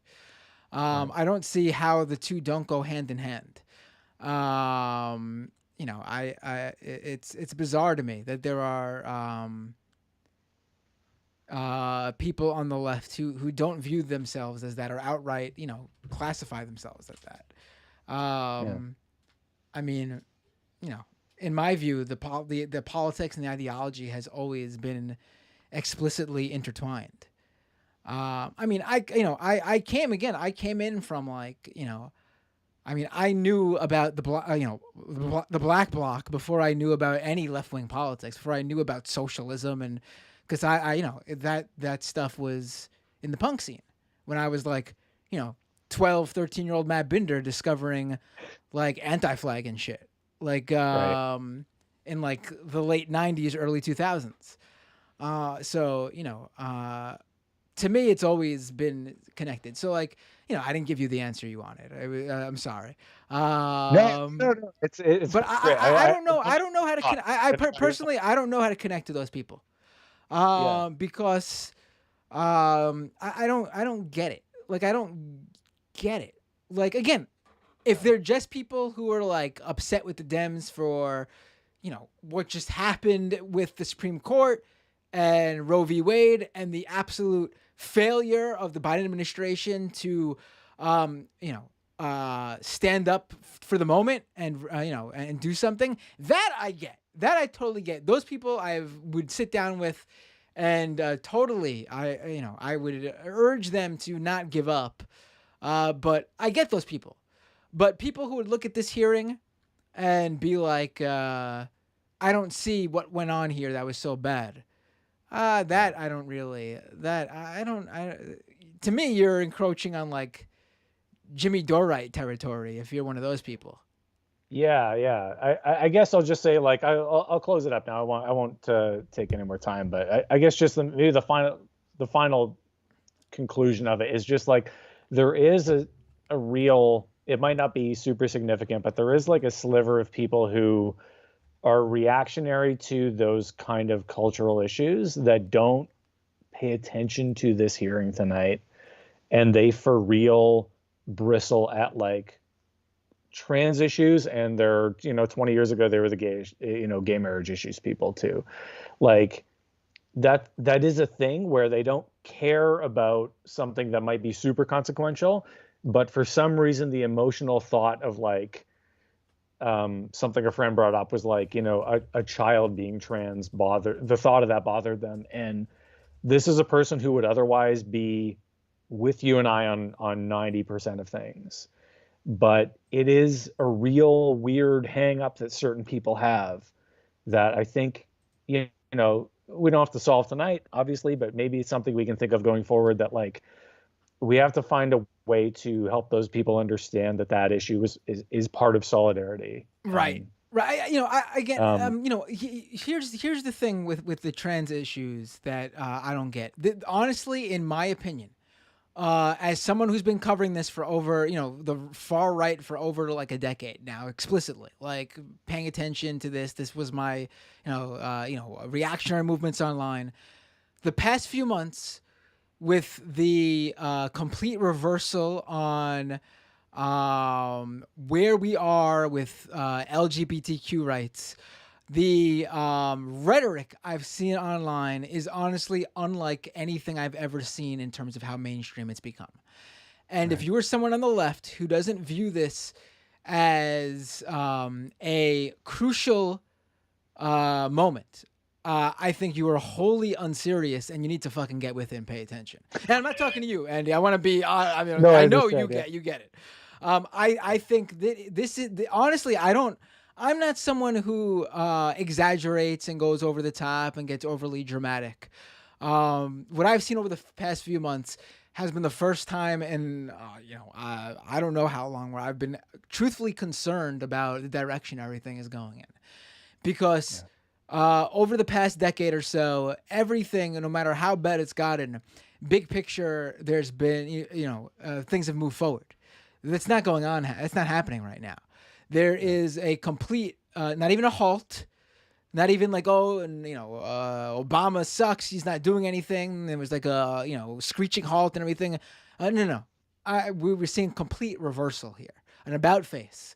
And on things that I thought we're done and over with. Like, I didn't think everything was hunky-dory for LGBTQ people, but I thought,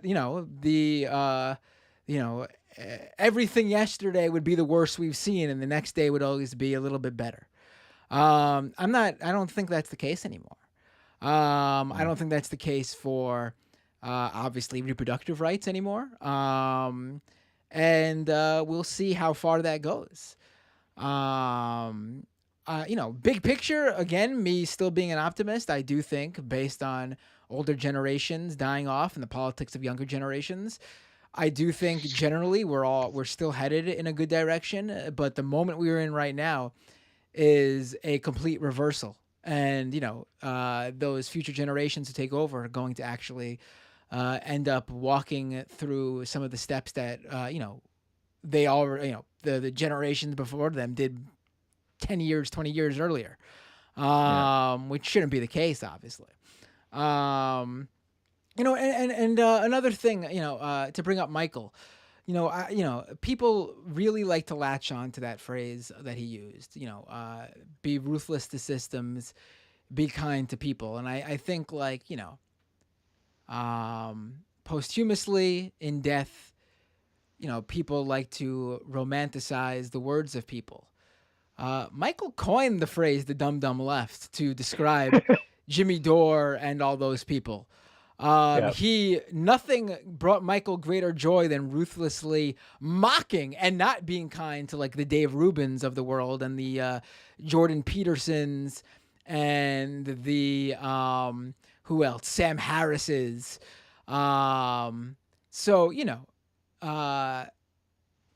Did Michael say what he meant there? Yeah, but the people that Michael was referring to were like, in my opinion, from my talking and being with Michael for the years I was, were like, people like your grandma or grandpa or aunt and uncle who honestly just don't pay attention to this stuff. and maybe just get their news off Facebook. They don't take part in the discourse. They work a job that has nothing to do with media or politics. And so, all their political news comes from the shit that infects their news feeds when they get the hour a day to even look at that shit in between the funny cat videos that they like and share, and the the chain emails they're forwarding to you about being careful at the bar because of a new horrible thing that people are doing, urban legends and shit like that. Those are the people I think he was talking about when he said that shit. He wasn't talking about the people who were shit posting 24/7 on the internet and openly like sharing like crypto fascist memes and shit like that. He would want you to ruthlessly mock and attack those people and wholly demoralize them so they do not get to the people that he was saying we need to be kind to. Right. Very well put, Matt. Thank you so much. Yeah, that's it for my call. Let's keep it rolling. No, thank you for the call. This is great. I really enjoyed the discussion. And right. you know what? Tell one of those people to call into the show. I'd love to talk with them and get them. Yeah. Oh, I've been recommending your show to tons of people. So tell them to call in. Even I just listen. I'd love to. And they could listen to my calls and see how I treat people who call in, who I differ opinions with, and they'll see there's nothing to worry about. I don't bite.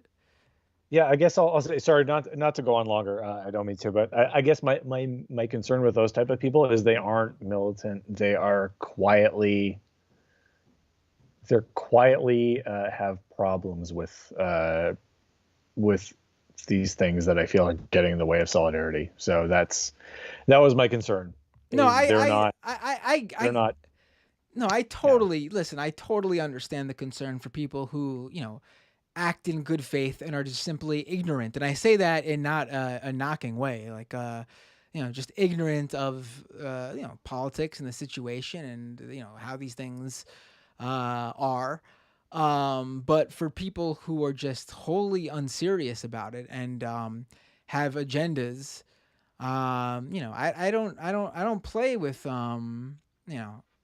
the idea that trans rights and LGBTQ rights and anti-racism are up for discussion is just no, they're not. Yeah. And honestly, that's why I've always had more of an affinity for like people who are explicitly, I guess, anti-fascists, Antifa, Black Bloc, anarchists like that than I do like these very serious intellectual leftists and communists and socialists who would rather not really discuss these cultural aberrations. No, that's not. No, I don't know. No, if your leftism is an anti-fascist, then your leftism isn't my leftism. Well said. Thanks, Matt. Thank you. Have a great night, Andy. Really great call. Great show tonight, buddy. Take care. You too.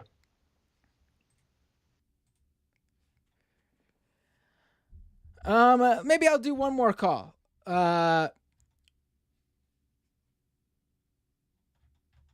Let's see. Always happens. I go to take someone's call and here we go. Hey, what's your name? Where are you calling from? Oh, me?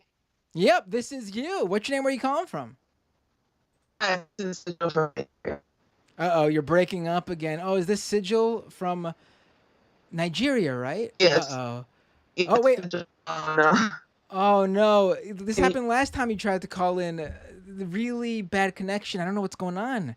Those first few times you called in, it was great connection all the way from, geez, I don't really know how far we are mileage-wise, but we're very far. Can I try something just for a second? Yeah, go ahead. Like 1 second. I'll try. All right, let's see if this works.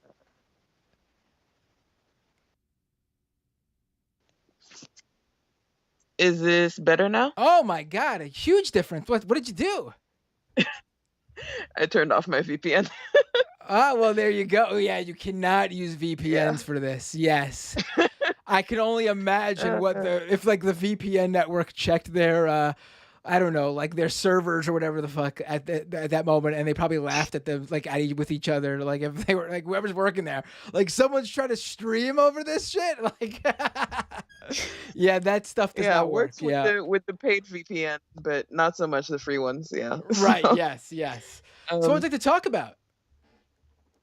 yeah, I just wanted to kind of a little bit talk about, well, the last caller, like, I just want to say, like, you can tell your transphobic friends that at the end of the day, like, the trans stuff you see is just like a cultural issue aren't going to affect you that much. Like, if you don't have a trans kid, issues of trans children are not going to affect you. So you can still, vote in solidarity with trans people because, we hope, fingers crossed, you'll never have to interact with one, really. Because I think what a lot of people on the left miss when it comes to solidarity with queer and trans people is that queer and trans people are often the canary in the coal mine of when people are moving further and further right, because they know that they can get away with, dismissing our rights, like not acknowledging that we're full human beings and kind of, going further into fascism by kind of oppressing us. So that's what you see saw with Nazi Germany, trans issues, like they burned, queer books first, and like basically hunted down trans people and queer people first. And because they saw that, because like everybody was just gonna stand by and watch you do it. Like nobody wants to stand up for trans people. And like you even see that with stuff like people who are turning to the right, like from the quote unquote left, like Jimmy Dore, like way even before he did his heel turn, was like dead naming and misgendering Chelsea Manning way too late for him to be doing that. Like he was doing that, I think in like 2016, it must have been 2016 because I didn't watch him past that. I didn't watch him like after the election or anything. Right. And So, listen, yeah. I'm very understanding of people who make those mistakes. I mean that though like truly accidentally, truly from a place of ignorance and with no meaning of bad faith. And those are the type of people who I think Michael was referring to in terms of when he said, be kind to people and ruthless to systems. Obviously, he was not referring to Jimmy Dore. Someone of Jimmy Dore's stature knows exactly what he's doing. There are no mistakes in constantly dead naming someone like Chelsea Manning when you literally cover politics for a living, and not just cover politics for a living, explicitly cover Chelsea Manning's politics and what she did. And like Julian Assange, like Jimmy Dore's obsessed with, there's no way you accidentally dead name Chelsea Manning and not do it on purpose. Like that for me was like the death knell in watching Jimmy Dore, because I was like, there's no way you don't know this. Like I didn't even know Chelsea Manning's dead name. How did you find it, bro? Like right. Well, I actually only knew because I was covering Chelsea Manning back when she was going by a different name. So actually for me, like when I first, when she first announced that she was trans and I probably, if you go back on the majority poll, probably Sam too. You probably would hear me accidentally referring to her by her, her previous but that wasn't name. like 2016. Like at that absolutely point, not. too No, late. yes. Like at that point, like there's no excuse, and that's pretty much what got me to stop like paying attention to him, because like I only knew him from TYT, and then from there it was like kind of anyway. But also like stuff like Joe Rogan, like the reason like a lot of people had a problem with Bernie Sanders going on Joe Rogan was not just because like he also platformed people on the far right. It was because like at the time he was explicitly doing exactly what Republicans are doing now, which is fear mongering about, trans affirming healthcare for kids, which isn't, giving them, gender reassignment surgery or gender affirmation surgery or anything like that. It's literally puberty blockers and like letting them grow their hair or cut their hair. Like it's anyway. It's I mean, I basically personally, the first step you take when you want to become like a far right kind of person is like throwing trans people under the bus, because the majority of people aren't gonna stand up for trans people. They don't know that much about trans people. They may not even know a trans person. Right. I mean, absolutely. That's why they go after trans people first, and that should be the opening, tell to people what's going on. But personally, I know it's not the point of the conversation, but I didn't have a problem with Bernie going on Rogan because, individual like that, like Bernie Sanders, I trust isn't going to go on Joe Rogan's show and be like, "Listen, Joe, I understand what you're saying about the trans community, and I agree completely." No. So like, I get that. I think the calculation was to I think to reach that audience, and I think he temporarily succeeded. Unfortunately, I think the pandemic helped really draw the lines for the Joe Rogan audience that you're either with Joe or against Joe, and I think you see that with his own fan base. There are people who are now fully defensive of Joe Rogan, no matter what he says. And then there are former Joe Rogan fans who might listen every once in a while, but there they are in the Joe Rogan subreddit shitting on their old buddy Joe because they cannot believe the turn he's taken. Yeah. No, like I understand that. Like if you're a politician, if you're like an organizer, go on like all these shows, like expand your message. Like I don't have a problem with him going on, Tucker Carlson, or even like Christian Smalls going on Tucker Carlson, because at the end of the day, like you have something to communicate, and that's what you're supposed to do. I'm just saying, like, that's why people had issues with it. And they like the discourse was that, oh, you don't like him platforming Joe Rogan. That's not the issue people had with it. Anyway, yeah. Right. No, I think, the thing was,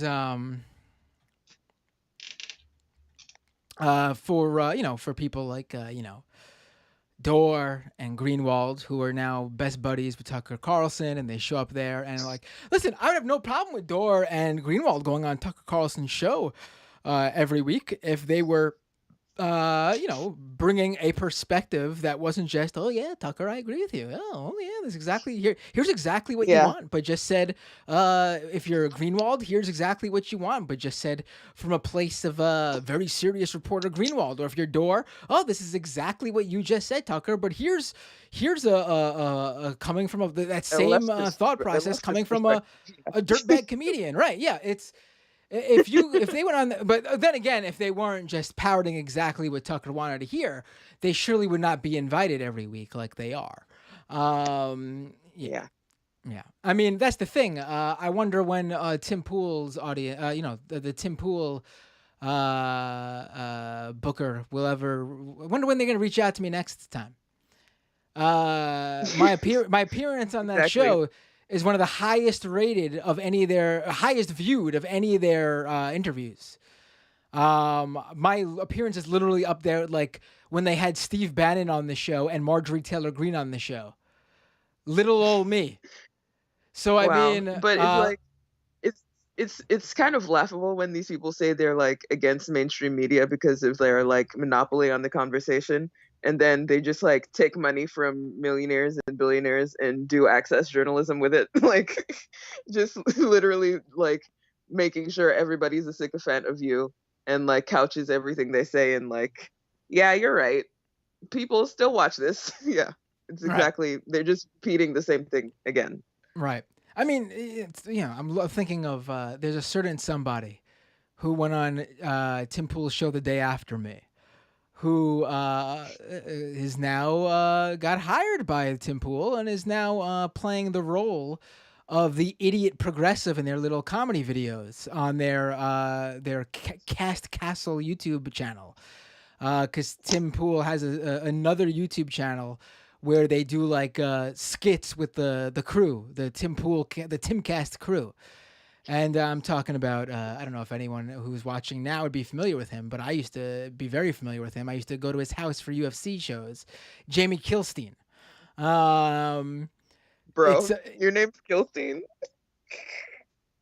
It's like, sorry, that's just a really funny name. Yeah, Kilstein. Yeah, he was a progressive comedian who then got outed as a creep during Me Too. And he disappeared for a while. He during the early days of Majority Report, he was like a friend of the show, I guess you can say, because his podcast with his wife at the time was very popular on the progressive media world. But a lot of people nowadays, I don't think, are familiar with him because he disappeared for a number of years, just as Trump, got elected. Man.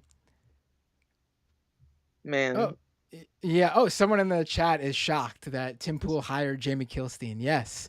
Jamie Kilstein is now a paid Tim Pool crew member, and literally go to the Cast Castle YouTube, the Tim Pool channel, and his job is literally to play a whiny, like, progressive who is the butt of every joke. And apparently he thinks, I don't know, that this is not making him and, I don't know, his ideology look dumb to Tim Pool's audience. I mean, that's what happens to like most Me Too comedians. They have to like stoop to the level of the audience they can keep, which is to just like do, shitty jokes for right wingers. They don't need much, really. Right. No, yeah. I mean, it's amazing to watch. It's amazing to like, oh, the Dave Chappelle thing that just happened, where it's being, I honestly cannot believe this. And I wanted to mention this in the Majority Report earlier, and I'm glad our discussion went here.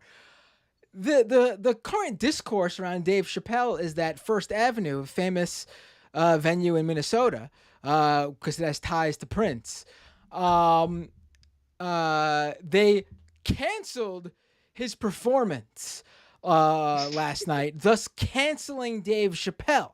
And that is how it's all, but that's how it's all being presented, right?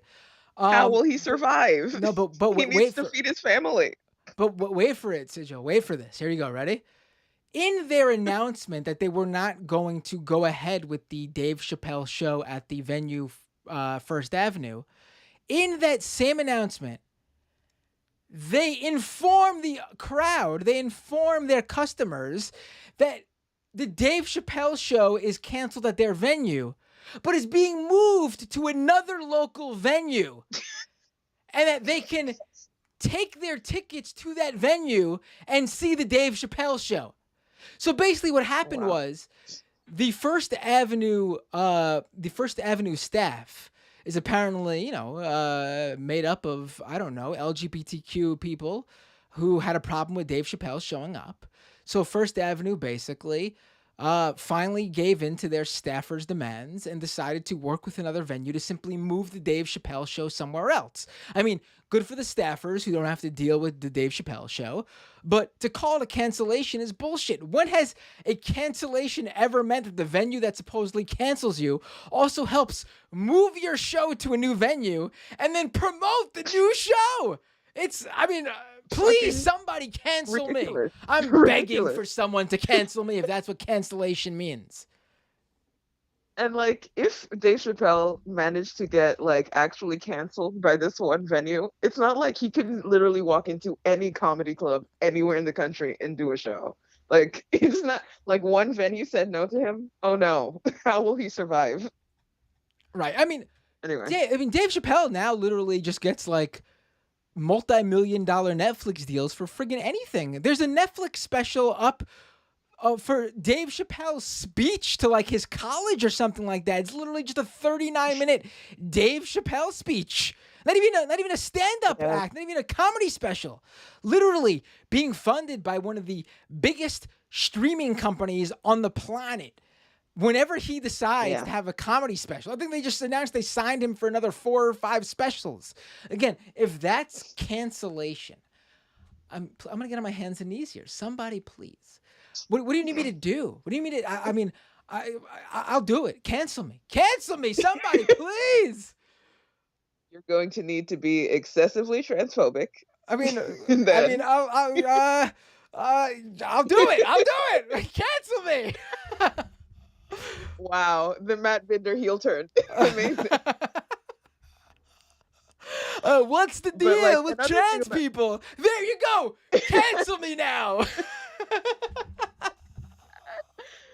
Yeah. You need me to attack other members of the LGBTQ community? All right. Yeah. I will. You can joke Gay about it, people, gay hey, French. guess what? You're gay. Oh! Canceled. My feelings are hurt. Matt. Canceled. Cancel Medbinder. Canceled. I mean, But unbelievable. another thing I'll say about the Dave Chappelle thing is that, like, I think a lot of people expected Dave Chappelle to just stop at trans people, but he's like, he actually takes his power that he gets from like all his $1 million deals and the reference he gets from several different communities, and like that hatred towards trans people is not like, you can't just be transphobic. It also has to come with other stuff, because transphobia is based on misogyny, which is based on ableism. Like it's a tower of bigotry, basically. And like you saw him also, I don't know if you remember that like town hall meeting where he went and threw around his weight and got like an affordable housing plan canceled. Like it comes together with a conservative ideology when you attack trans people. So like I don't know. It's basically all one thing. Is what I'm trying to say. Right. No, 100%. And just to double down on my cancellation, just want to say, LGBTQ community, you're all a bunch of queers. You hear me?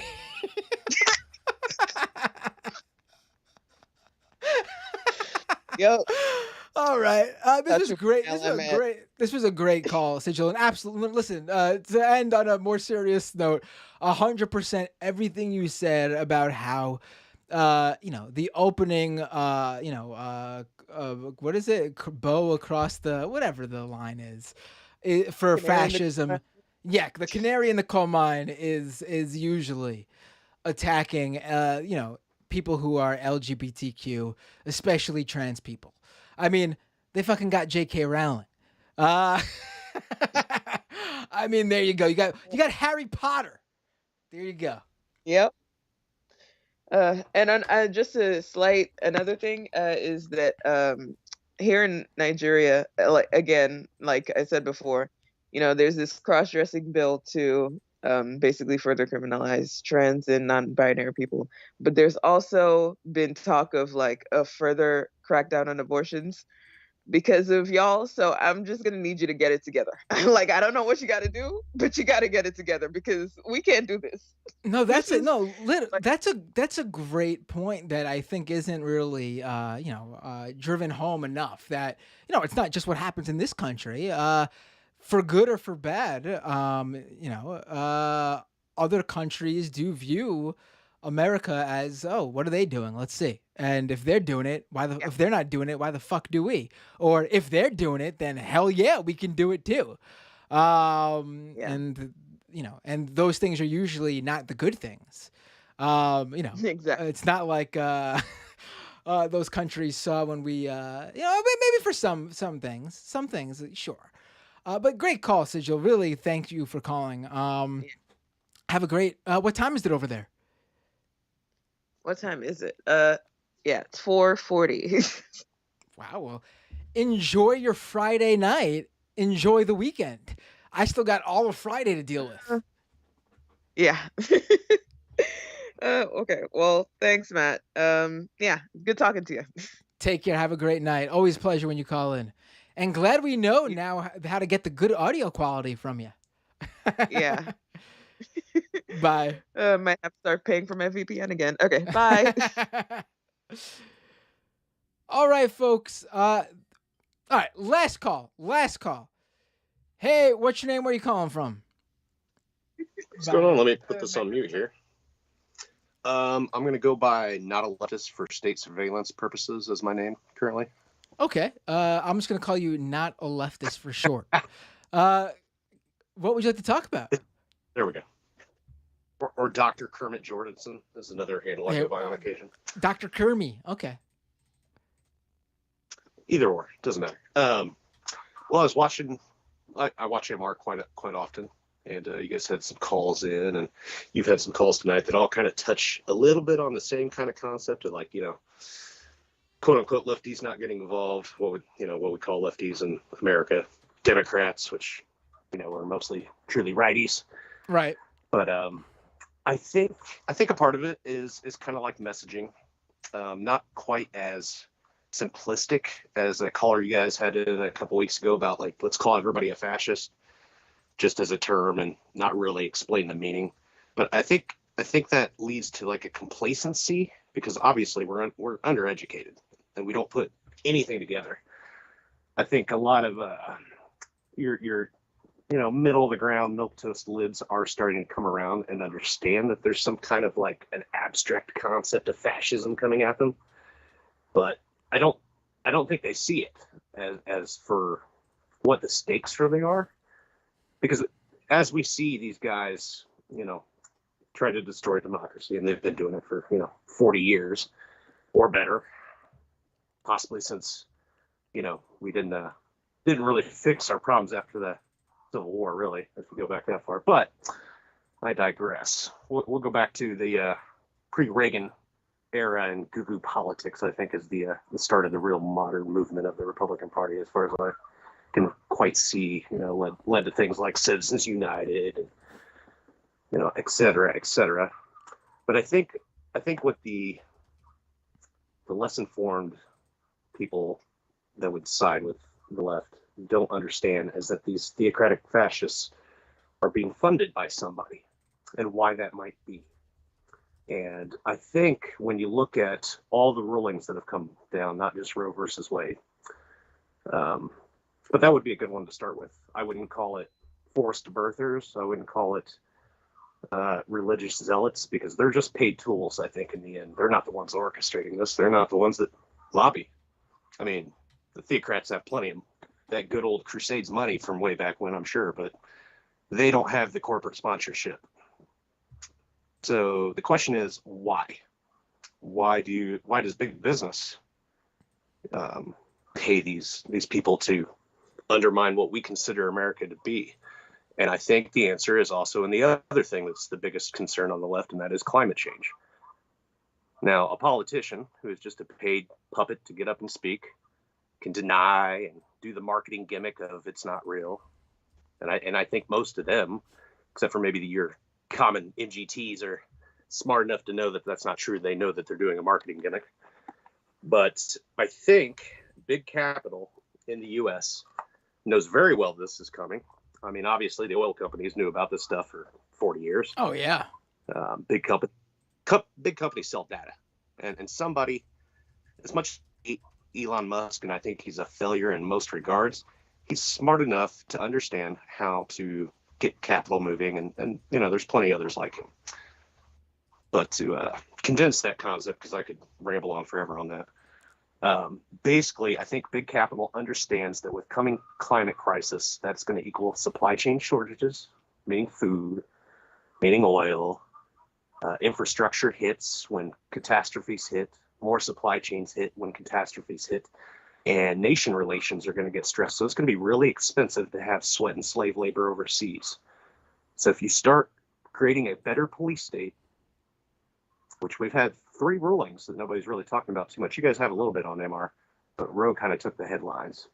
When you see like ICE suddenly get a broad mandate, 150 miles inland of every single coastline, in America, every national border, and we think it's going to stop at 150 miles inland, like that's probably just the beginning. We see Miranda rights taken away. We see more immunity for the police. That's one little piece of the puzzle. We see the housing market being bought up by big capital so that the lower class and the lower middle class, if there is such a thing, can be squeezed down further, which I also think we'll start to see the comeback of company towns from all that as well. But basically what I see, and I've got some friends that might suggest I wear a tinfoil hat with this, but I'm just looking at it like a capitalist would. If you cannot afford sweat labor overseas anymore, how do you produce that here? Well, for one, get rid of abortion, because then you have a ever-evolving, ever-growing, ever-renewing pool of desperate and poor labor that will create more civil unrest. More civil unrest leads to more reasons to create a stronger prisons, free slave labor, get a bunch of homeless people that aren't going to prison. Maybe they're just the right color or the right sexuality not to go to jail once these things hit. Maybe we'll have open-armed work and housing centers provided by X Corporation. Come on in. It's not a labor camp, just work and food. Basically, I think if you take the bottom 20% of the 99% and reduce them down to sweat and slave labor here, capital can stay exactly where it is now, even when shit gets really bad. And I think that's what we're seeing here. And I think that's why the theocratic fascists have gained so much power, because they're perfectly willing, I think, to fund them. Fascists and zealots throughout history have always been great hammers to go in and smash. And I think one of the things that we need to get across to lids and middle lefties, not to just be black-pilled about it, but to understand what the stakes are, which means your course of action needs to be a little bit more than just vote. I mean, voting doesn't take too much time for most of us that aren't getting screwed in some weird red state anyway. Right. But so, I don't have anything against that. I just know that with the stakes being what they are, incrementalism will never solve anything, especially when my personal slogan for all this is that the corporate duopoly is really just built of two sides. One is a eager and paid fascist hammer building the labor camps, while the other side's a bunch of cowards negotiating our surrender to them, because they both work for the same corporate masters in the end, right? So, sure, yeah. No. Not a black pill, but I think people need to be ready to get civil disobedient and loud in order to stop what's coming, rather than just vote harder. Vote harder, Brandon. Right. Yeah. But I do think there is a truth to a lot of what you said. I also think there is, there's good reasons to vote too. Obviously. I'm not going to say that everybody in there's bought and paid, that it's some giant conspiracy. There's a lot of people that don't understand what they're doing. I understand that. That's the corporate model. There's also a lot. I would say also right now there are a lot of people too. Well, not a lot, but there are quite a few people who actually are trying to do good work. They're trying at least. They're far between, I think. I mention them as much as I can because I do think they are, a glimmer of where we can go, in terms of getting more people like them in Congress, like AOC and Ilhan Omar. True. I don't disagree with that at all. Most of the squad are pretty good. Of course, Bernie's king, always will be. Right. However, yeah, Bernie, yeah, that's going to be they're not enough without the people really standing up, and not just standing up to vote, but the Republican Party's constituents. What's the old phrase? The Republicans are afraid of their base, and the Democrats hate their base. Yes, I think there's some truth to that. I don't think it's true for Republicans anymore. I don't think that's true for Republicans anymore. I don't think they are afraid of their base. They have wholly become one with their base. No, I think they've figured out. Yeah, I think they've totally gone with it. Maybe in the very early days of the Tea Party, that was true. Up till then, I should say. Now it's definitely not. They are one with the base. They are a unified body. Thanks for the call. I feel like you caught me just as I'm losing it. I'm getting really hot. I'm going on 4 hours now. Have a great night. Really appreciate the call. But if I can persuade MR to start calling the pro-life movement just a forced poor and desperate labor pool, because I think that's the most accurate term, because these people don't give a shit of the reasons. That's why there's so many contradictions. Yeah. And they're all over the place. There's some people that might believe that stuff, but in the end, somebody's paying for this shit to happen. Somebody supported the Federalist Society to exist. And they have a purpose that has nothing to do with, Ma and Pa's belief in the big gold in the sky. They don't give a shit about that. They care about dollars. It's the one thing they've ever cared about. No. Anything. Yeah. No, absolutely. Will you get some rest, sir? Thank you for the call, and please call in again. It was great. Shall do. Enjoy the show. Take care. Thanks much. All right, everyone. There's so many callers now. I can't do it. I'm not gonna be able. I feel bad for that last caller because I think like halfway through his, our conversation, I started to feel like just get to that feeling, and it's all of a sudden gotten really hot in here.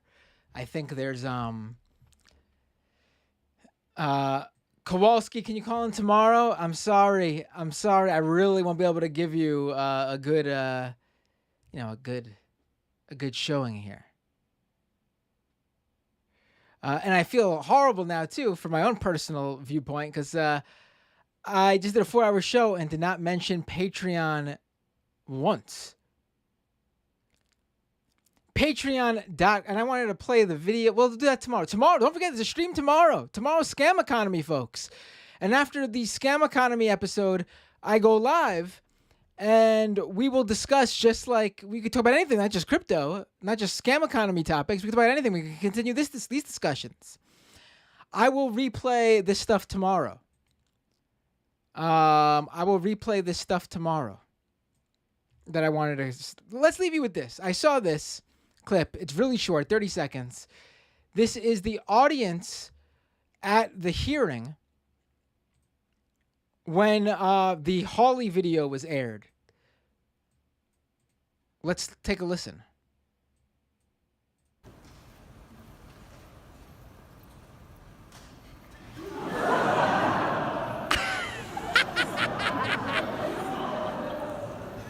I didn't think they realized. Let's watch one more time.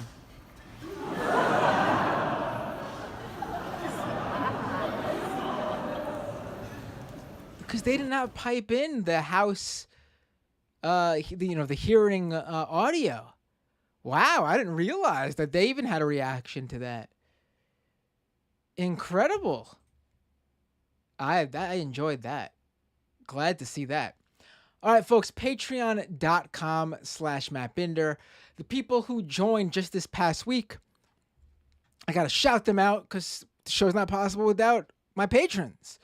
Roscoe K, Family L, Ramsey Z, Chandler B, Charles F, Jacqueline T, Joe S, Serious Business, Matthew C, 82. Thank you all so much for your support. Folks, if you could subscribe to the Patreon page at patreon.com/MattBinder and help this show grow. We're only about, 30 or so subscribers away from 400 subs, from 400 patrons. That would be a huge help in growing the show and get us really, really close to the short-term goal of 500 patrons. Really trying to hit that number. The long-term goal right now is 1,000. We'll almost be halfway once we hit 400, and then when we hit 500, we will be halfway. So patreon.com/MattBinder. If you aren't already subscribed to the YouTube channel, youtube.com/MattBinder, subscribe. Oh, we had some super chats. Let me quickly read them. Student of God with a super chat. Address May 26th at the White House. Hundreds of injured officers in a burned down church. No investigation. AOC who unlocked the doors. What are you talking? What? I have no idea what this person's talking about. But they gave me $5. Midnight Pizza Mom with a super chat. Charles Montgomery Punk who brought the pipe bombs. Midnight Pizza Mom with another super chat. More Mattception, please. Jonathan Scott with a super chat. The military principle 105 line is just nonsense. Militias are full of posers who pretend to know military stuff, and they love fake maxims like that.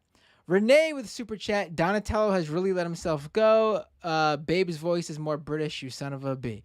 Renee, you gotta remember to give me some context there. I have no idea what you're talking about. Sorry, Renee.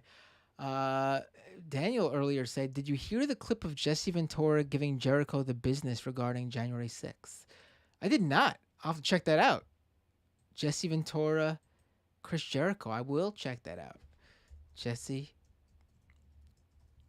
Ventura, Chris Jericho. Chris Jericho's wife was there, by the way. And as always, twitch.tv/MattBinder. You can connect your Amazon Prime account to your Twitch subscription, to your Twitch account, excuse me, and you get a free Twitch Prime subscription every month to give to your favorite creator. I hope you give it to me. It's free money that Amazon's giving you. If you don't use it, it goes to waste. And don't forget, you have to manually resubscribe and use it every month. Just because you subscribe one month, once that month is over, Amazon does not automatically resubscribe you. So, Rude Dog 2525, thank you so much for giving out a community gift sub. Serious Business, thank you for resubscribing to Tier 1 for a month. Subscriber for 9 months. Wow, thank you so much. Woo, said Serious Business. Valinova, thank you for the 5 community gift subs on Twitch. Rebel Without a Cause, thank you for resubscribing with Prime. 8-month subscriber, thank you. Dan Wally, thank you for resubscribing 1 month at Tier 1, subscriber for 3 months. Yesterday, that was easy, says Dan Wally. Reference to Trump saying the word yesterday was so hard for him. Nug Wrangler, thank you for resubscribing via Prime, subscriber for 8 months. Oh, $27. Thank you for the raid earlier. I missed it. Oh, speaking of which, while I finish reading these, who should I raid on Twitch? It's late. I don't know who's still on, but who should I raid over on Twitch? Amused Mob, thank you for resubscribing with Prime, 5-month subscription. Y'all remember that time Bobby Boucher came back at halftime and the Mudhogs won the Bourbon Bowl, says Amused Mob. Slate Jig, subscribe at Prime, thank you so much. Drunken Panda 1234, subscribe at Prime, thank you. Stop Dying, you coward, subscribe at Prime, thank you. Colonel Richardson, subscribe at Prime, thank you so much. Zario228, thank you for subscribing with Prime. Thank you guys so much. And I'm going to drop the patreon.com/MattBinder name drop one more time. Thank you everyone for tuning in to this show tonight. I will see you tomorrow, same time, same place, youtube.com/MattBinder, twitch.tv/MattBinder for the latest episode of Scam Economy. We will be looking at the people who took their paychecks in crypto. And if you want to take a wild guess where they're at right now, not in a good place. It's an interesting discussion. Definitely don't miss it. And who should I raid?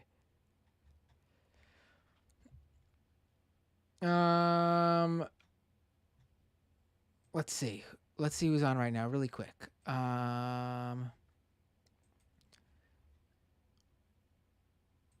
Where's my raid button? Here we go. Raid. I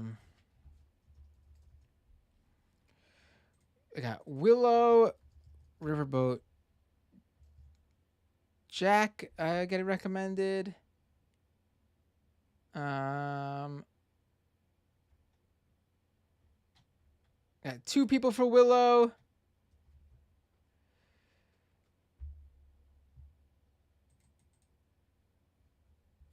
Who's Hamazi Goat? I'll have to check them out before.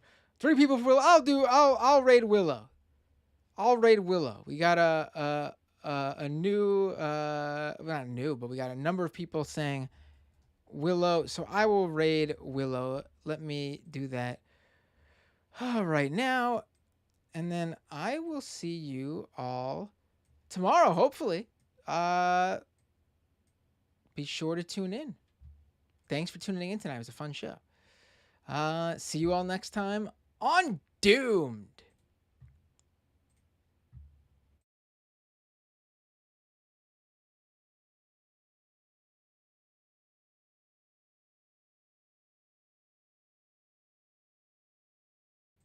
Wrong ending there. That's Scam Economy, silly Matt. There we go.